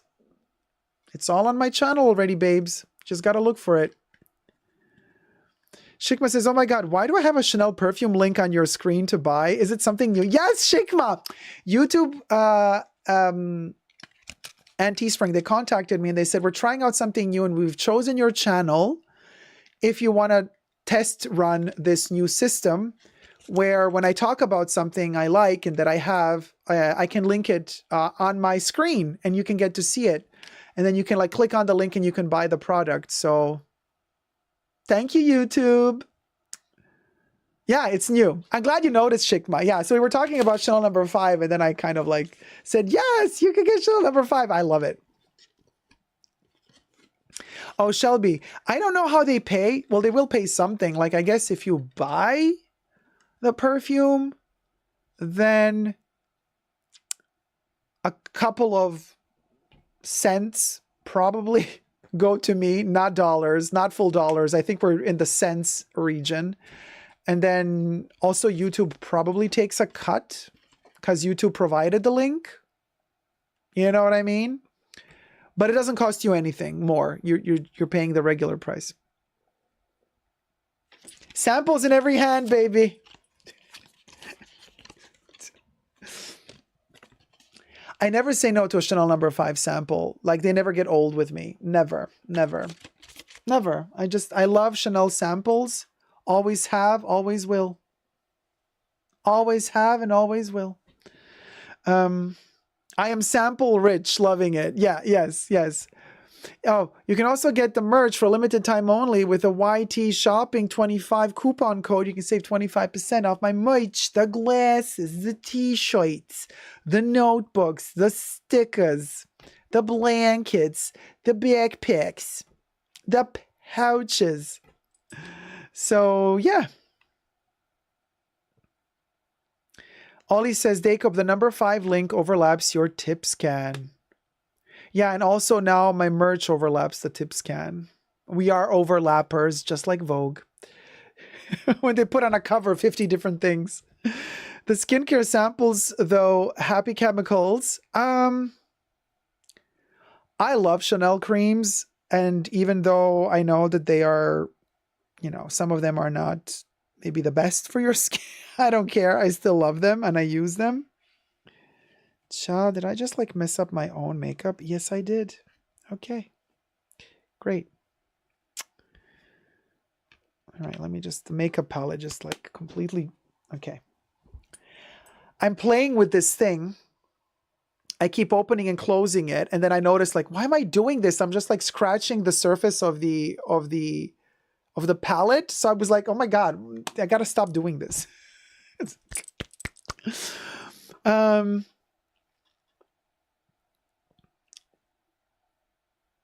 Shelby, what do you mean have I thought of having sunglasses? You mean in the merch? You mean to make merch? Oh, but okay. I would love to do sunglass merch, but it's not like they offer sunglasses like the way you know what I mean? I think if they offer sunglasses, it's usually like a template and then you can print something on the glasses, but I would like to also design a shape. That would be interesting. You know, I would like to design a shape of sunglasses. Oh, Amira. Hey, Amira. Amira says, I still have your pumpkin sweatshirt. Love it. Oh, it's so cute. Yeah, Louis the pumpkin. Or do you have the psychedelic pumpkin? Because, you know, like every Halloween, we do a limited edition. Usually it's a pumpkin, but sometimes it's also skeletons. Like there's limited edition merch for Halloween. And every year there's a new collection. And once they're gone, they're gone. But the pumpkins are particularly cute because I love Halloween. Halloween is my favorite time of the year. So we did these gorgeous little Louis pumpkins last season. They were adorable. No, Ollie, I have not picked, no, I didn't pick up the travel size pieces. I think they're a ripoff. Last year, remember this? Hold on, let me, oh my God, this Karen chair. I can't. Hold on, let me go down. I'm going down. Coming up again. I got 2 of these last year. And yes, it's normal for the gold to just kind of, it's normal for the gold to just kind of all go down. It's a body oil from the Le Beige. This is 250 ml. It's huge. Last year, they did us dirty, right? They were like, oh, buy this limited edition. I bought 2 of them. I used very little of it because it stains everything. Everything I touch with this, it stains it. Okay? So look at the beauty when we flip it. I know with the green screen, it's a bit hard to see, but look. Ah! Look at that gold falling down.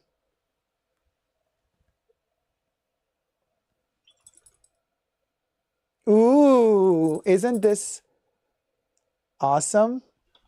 So you mix it. It's normal for the gold particles to kind of sedimentate at the bottom. So 250 ml, you're never going to use this up. This year, they're like, oh, we're giving the travel size, 50 ml. I'm like, us Chanel addicts already bought the big ones last year. And now this year you're coming out with the little version, which would have been much better from the get-go. But here's the twist. Here's the twist. The big one, the 250 ml, was around $90. The little 50 ml is like $60. I'm like, that's not worth it. The prices are insane. It's like a lava lamp, yeah. Look at that. Yeah, but Ollie, honestly, you said I agree, but I can't carry that big bottle in my Hermes bag. But that's besides the point. Ollie. Okay. Even the 50 ml oil with the gold glitter, I would never carry it in my bag.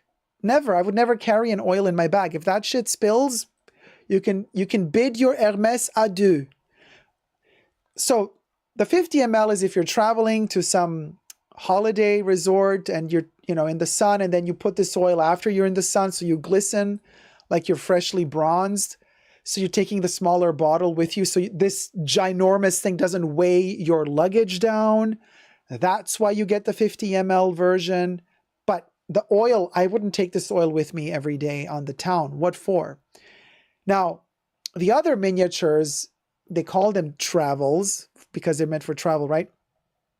I don't do the bronzing creams anyway, but I have heard people say that the big bronzers, they're just too big for them to use because they don't use them all year round. They only use them when it's sunny and blah, blah, blah. So a lot of people find the smaller ones much more practical, but I personally find the price difference ridiculous. Like they cost almost the same amount as the big ones, but you get way less product. I don't know. I didn't buy anything from the travel beige collection. Yeah, Kev, oil and bags don't mix. Don't do it. Ollie says the munchkin. Oh,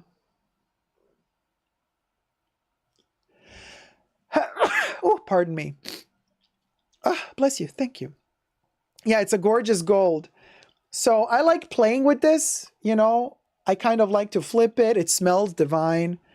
Also, I've been told that the new version, the 50 ml, it's like they put a different gold inside. It doesn't sedimentate anymore. So apparently, apparently I've been told, no matter how long it stands, the gold doesn't fall at the bottom of the oil in the new version. So I think they've reformulated it, maybe. Yeah, to lube up on the go, says Jesus. Thanks, Debs. Bless you. I love how it looks, but oils drive me crazy. I hate the stains. Yeah. Thank you, Lady Marie. Yeah, lack of creation with the summer collection. Someone ran out of ideas, says Jose. I agree with you. Carrie says $60 for 50 ml versus $90 for 250 ml is highway robbery, right? More or less. That's more or less the pricing. It might be off by $10, but yeah. Angel dust, honey, right? Use on your hair ends.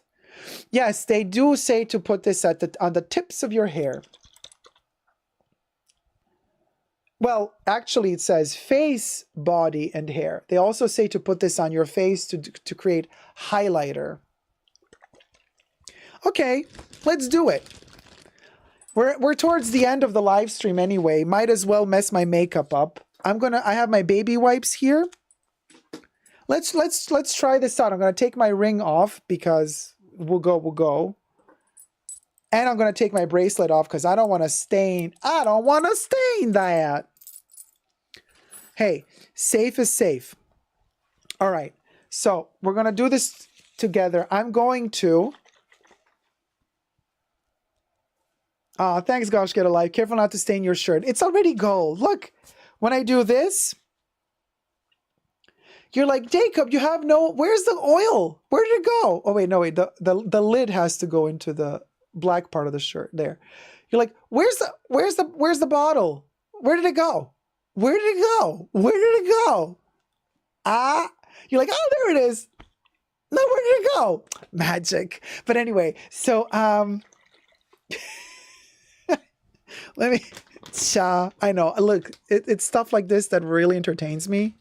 So sad. But hey, it's the little things in life. Okay, I got my baby wipe just in case, right? Okay, I got a fresh baby wipe. I'm gonna do here, and I'm gonna do like a highlight moment. Okay, it's usually with this setting, highlights are terrible. Highlights don't look good on film. They just don't. Okay, so maybe in real life, oh, it's gonna show. Jesus is like, it ain't gonna show up. It gonna show up. It gonna show up. All right. Oh my gosh, it smells so good. So good. It smells so good. I mean, gotta hand it to them. One thing, Chanel's Le Beige collection smells so good. Okay. So it has a little plasticky opening with a tiny little hole. That's what she said.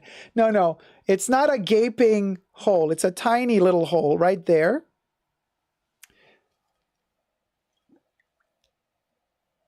So you can really dose it sparingly. But I'm gonna kind of, ooh, cha. Look, I mean, it's really, look at this thing. It's a lot. It's very, very golden. Oh no, I forgot to open a mirror. Okay, wait. Ah! Why am I like this? Why? Why do I do this to myself? Okay. No. Yes. All right, then. That's not going to work. Hold on. So we got the oil. Oh my God, are we doing a tutorial? A Le Beige? Okay, you know what? I'm just going to rub it all in.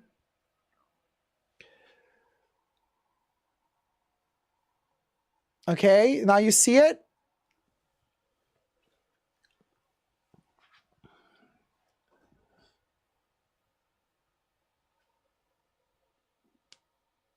There you go.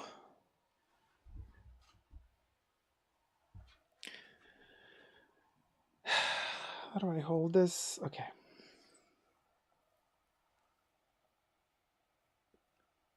Oh my gosh. Yeah, no, it's you see it. Look at that. It's really a lot.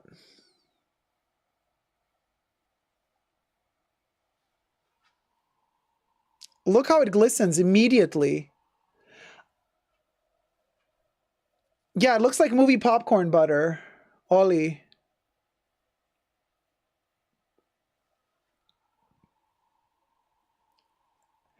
Yeah, guys, it's visible. Like, don't say it's not visible, you guys.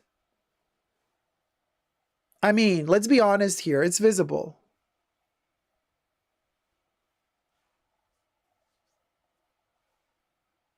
Debbie's like, pretty. Okay, I have a feeling that Debbie likes glitzy stuff. The glitter. Cheekbones on flick.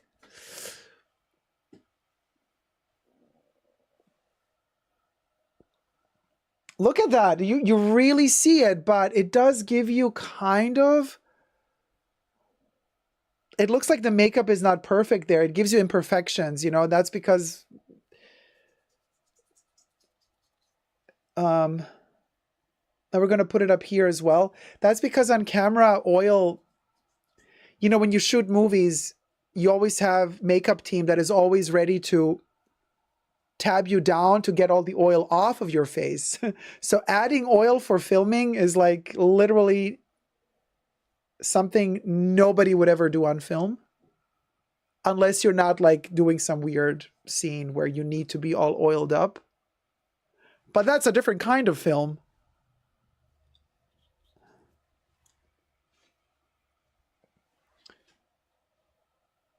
So you see, it gives you that sun-kissed vibe. That's the whole point of this Le Beige collection, I feel, is that sun-kissed vibe, I guess. I don't know. What do you guys think?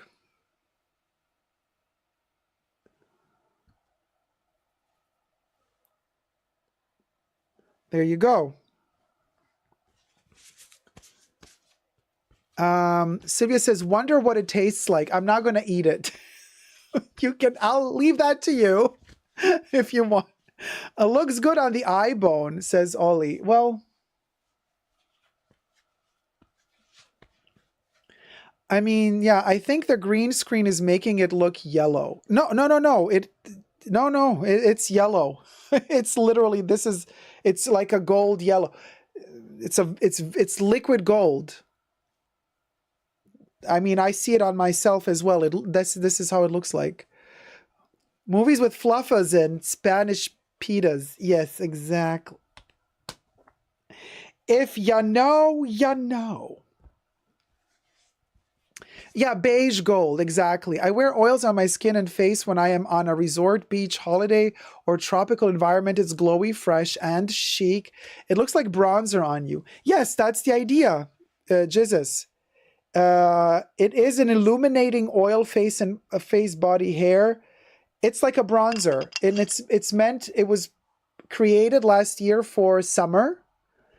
And it was made for like, okay, when you go to the beach and into the sun on holiday and you get a little bit of a tan, then you add this on top and it creates more of a shiny bronzer effect. It's not a bronzer per se, because if you wash it off, it's gone. It doesn't stain. But, oh, spray tanning with this. It's a lot of metal though, because I do believe that these gold particles are some creepy metal. I don't know if I want all of this in my pores or in my food. You know what I mean? But it does accentuate the cheekbones with a warm contour. Yeah.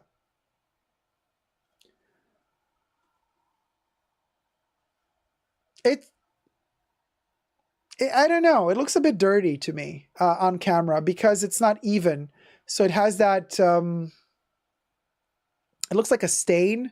It doesn't really look like a highlighter. This is why I think highlighters are a bit tricky when you're filming. Because, oh, it looks dewy, Jose? Liquid shimmer on top of your tan. Oh, it looks good, Ellen? Oh, okay. Oh, really? Okay, because I always have the feeling that it's like not so good. I don't know, might be more forgiving on tanned skin. It's Kev's very polite way of saying zonzuet. Yeah, it's giving Ibiza. I bet it looks divine in person. I mean, it looks way more fun in the bottle than on the skin, to be honest with you, because it's a lot of fun to play with the bubbles, because there's like bubbles in there. Look at the... Yeah, it looks like lava.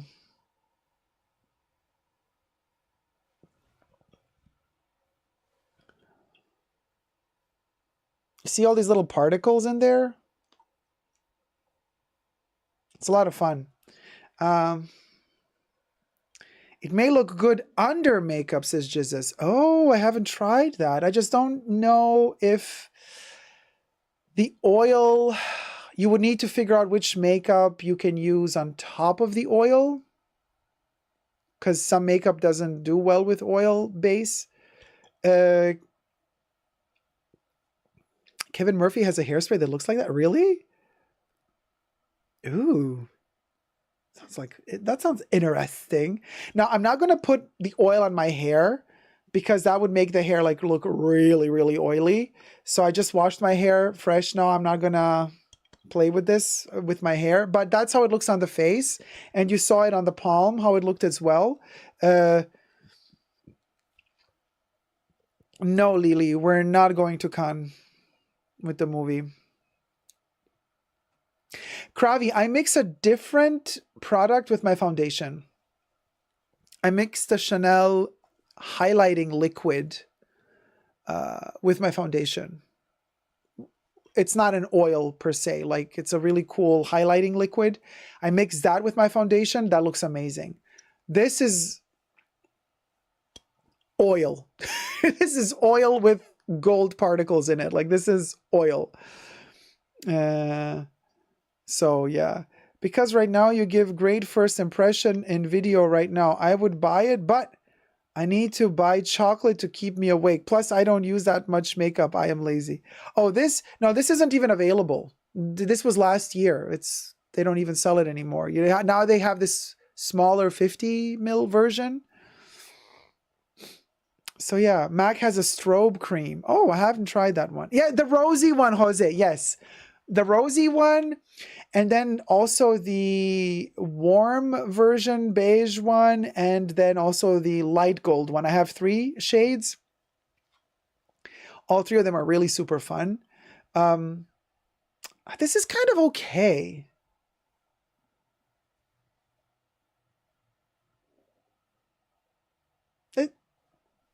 Yeah, it's giving sun-kissed, right? Yeah, it's giving sun-kissed. I mean, technically, I guess you could also put it here. Like where the bone, you know, like here there's like that. Like, I guess you could put some here. And you could put some here as well. In this area as well. I guess you could put some on the tip of your nose. Yeah, great for the shoulders and the collarbone. Yeah. Yeah, if you're wearing a décolleté. It's giving hyperpigmentation. Okay, well then that settles it. We're not going to use this anymore. Oh, Soleil Ton de Chanel. I don't have that one, Vibina. RN says, if I had the bod, I would lather myself with that oil and just lay in the sun roasting like an iguana. That's not very healthy. This has no sun protection. No bueno. Don't do it. This has no sun protection, you guys. I would not just put this on and lay in the sun. Very dangerous. The other day I showed my mom one of your videos and she commented that you have glowing skin. Oh, thank you, Mom. Very kind of you. I don't have glowing skin. I think it has to do with the lighting and my makeup. In real life, I got a lot of imperfections on my skin. It's all about the makeup, y'all. Lighting and makeup does wonders. Yeah, Kravi, we need the sun to live, but it's also the enemy of the skin. It does give us vitamin D, but it also can give us skin cancer. So be careful, you guys. Thumb up the live stream. Great for the arms and collarbone on your arms and shoulders. The other day, thank you for the sun. Yeah. Jose says, what happened to the LeBlanc makeup gel remover? Is it gone forever?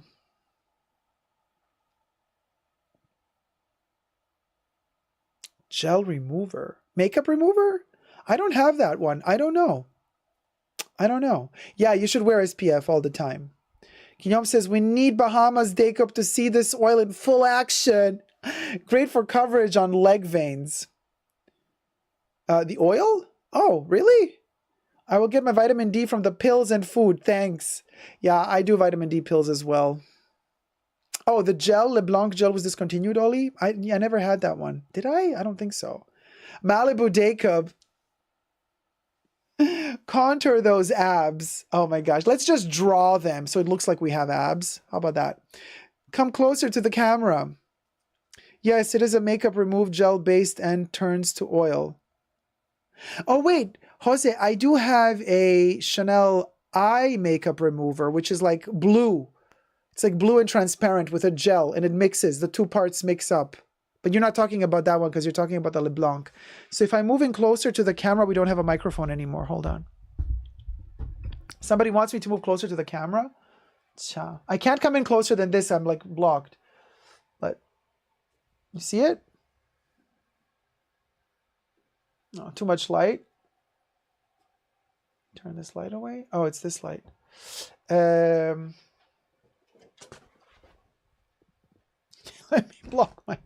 Let me block this light off. Okay, so I have this thing. So there. You see a little bit more of the imperfections of my skin without the light.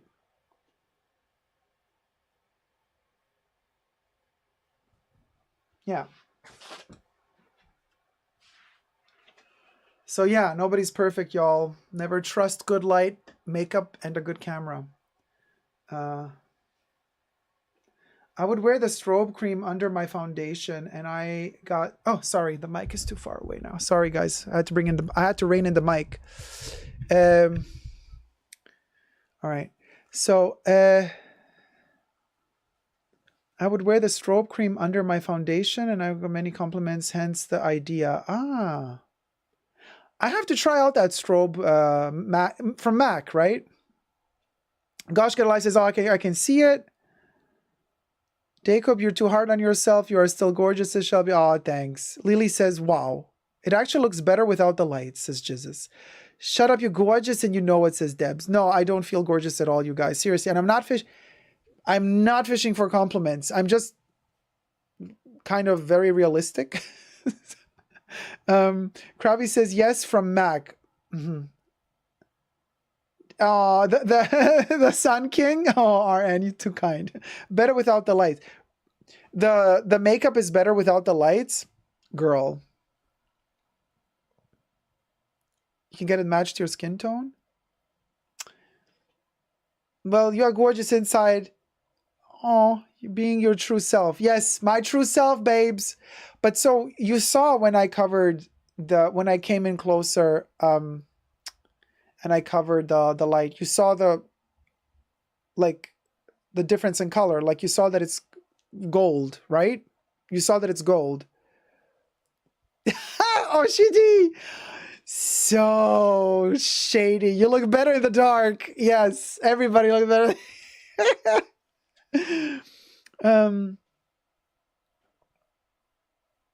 Oh, Jose, that's too kind. Your beauty shines from the inside. All our beauty shines from the inside. It's like, come on, you know. There are different shades of the strobe cream. Very versatile product, says Jesus. Gorgeous, hands down. Just say thanks, Dacob. Okay, thanks, gosh, get a life. Thank you. Beautiful inside and out. Oh, you guys, stop it. Can you mix it in a bath? Oh, this?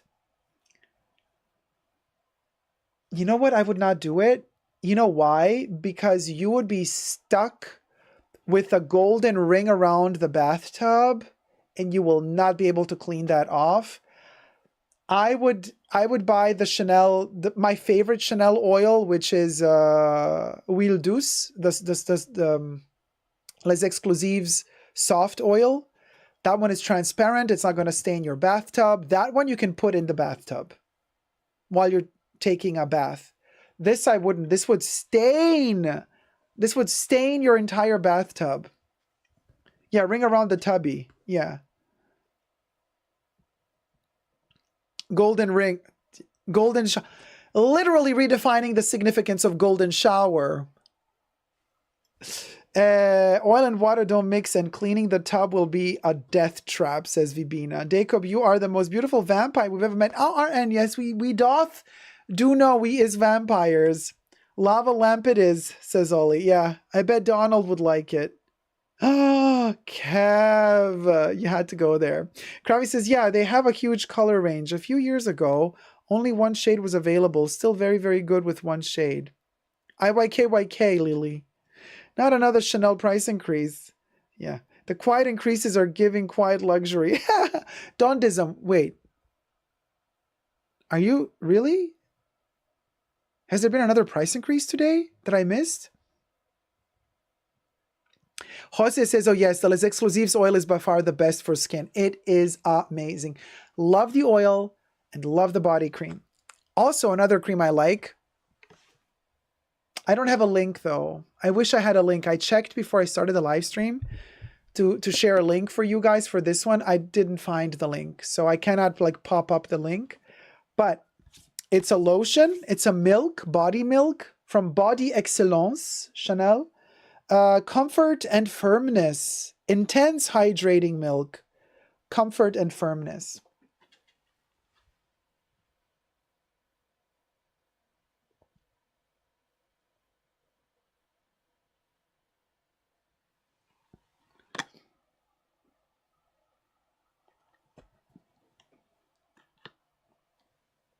Comes with a pump. Oh my God, it's like we're doing QVC for real, y'all.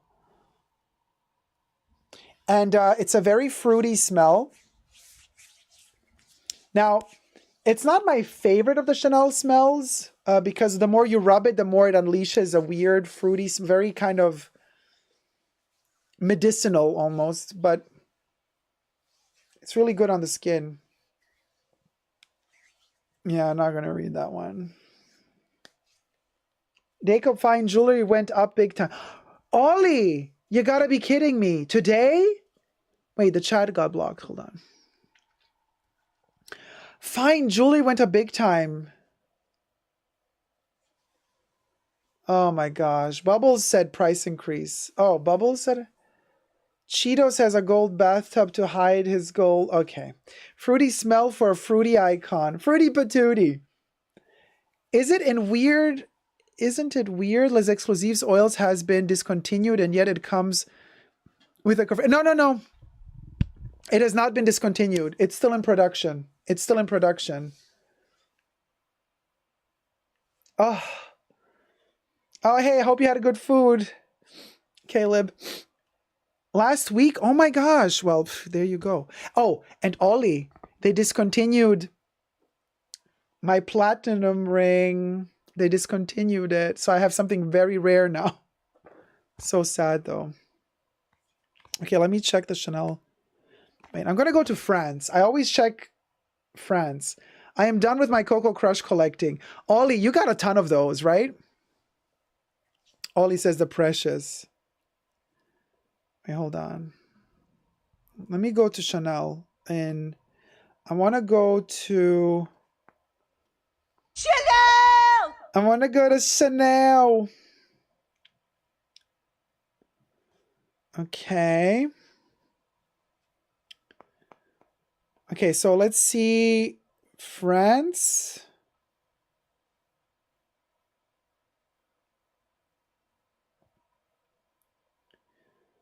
But we switch from French to English. I want to see if they like up the prices also for France, you know?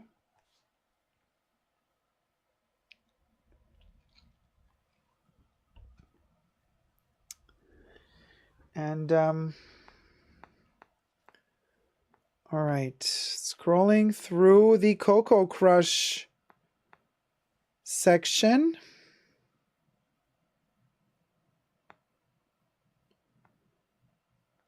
Okay, France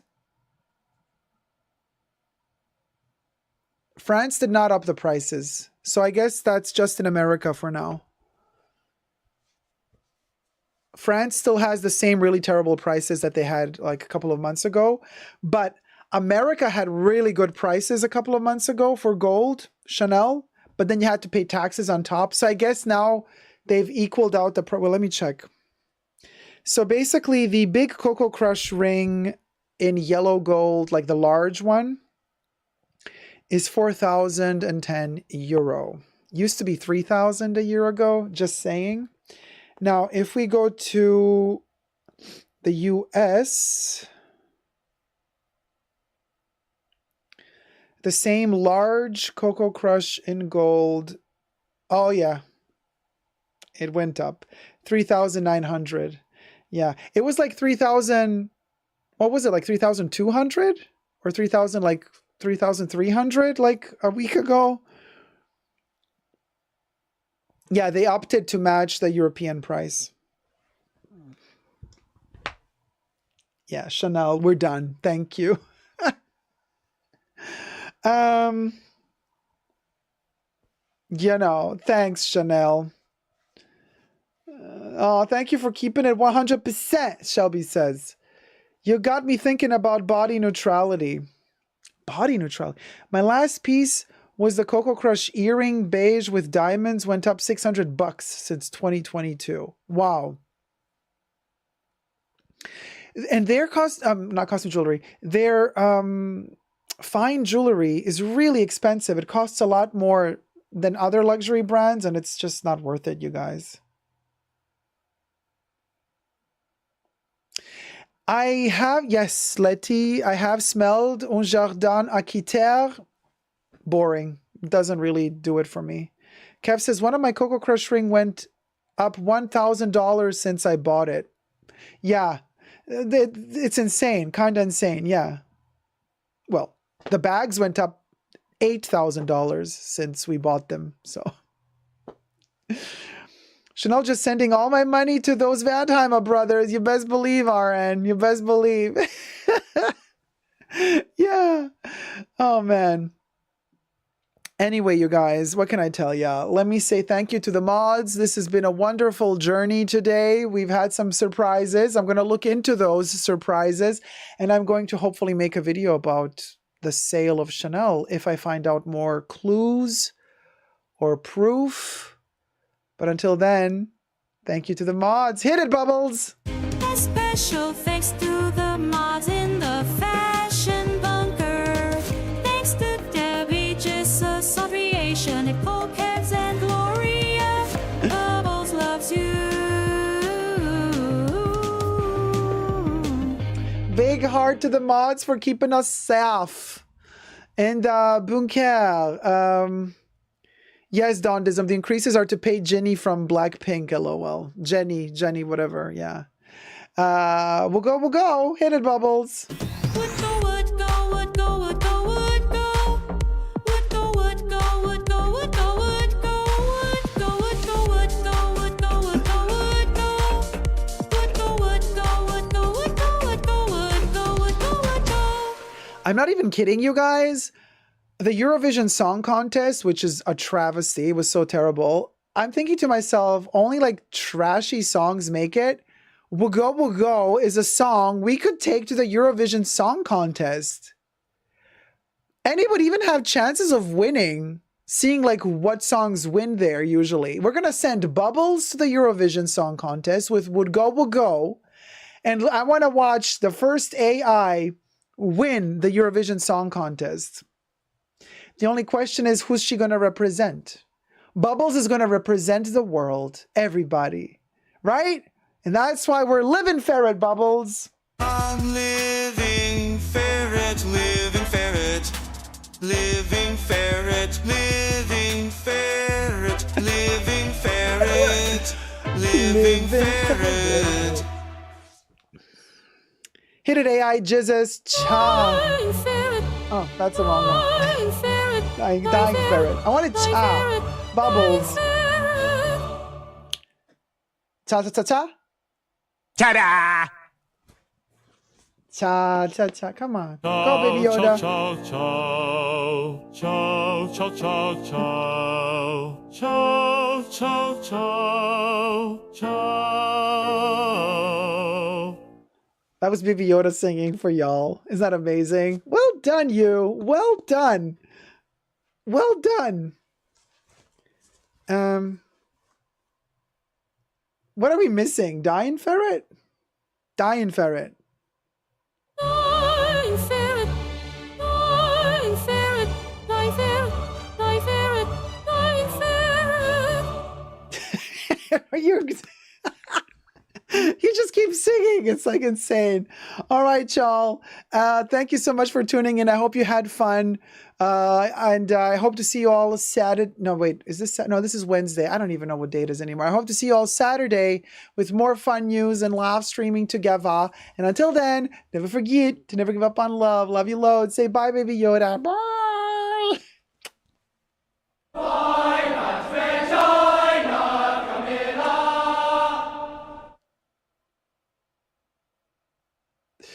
Yeah.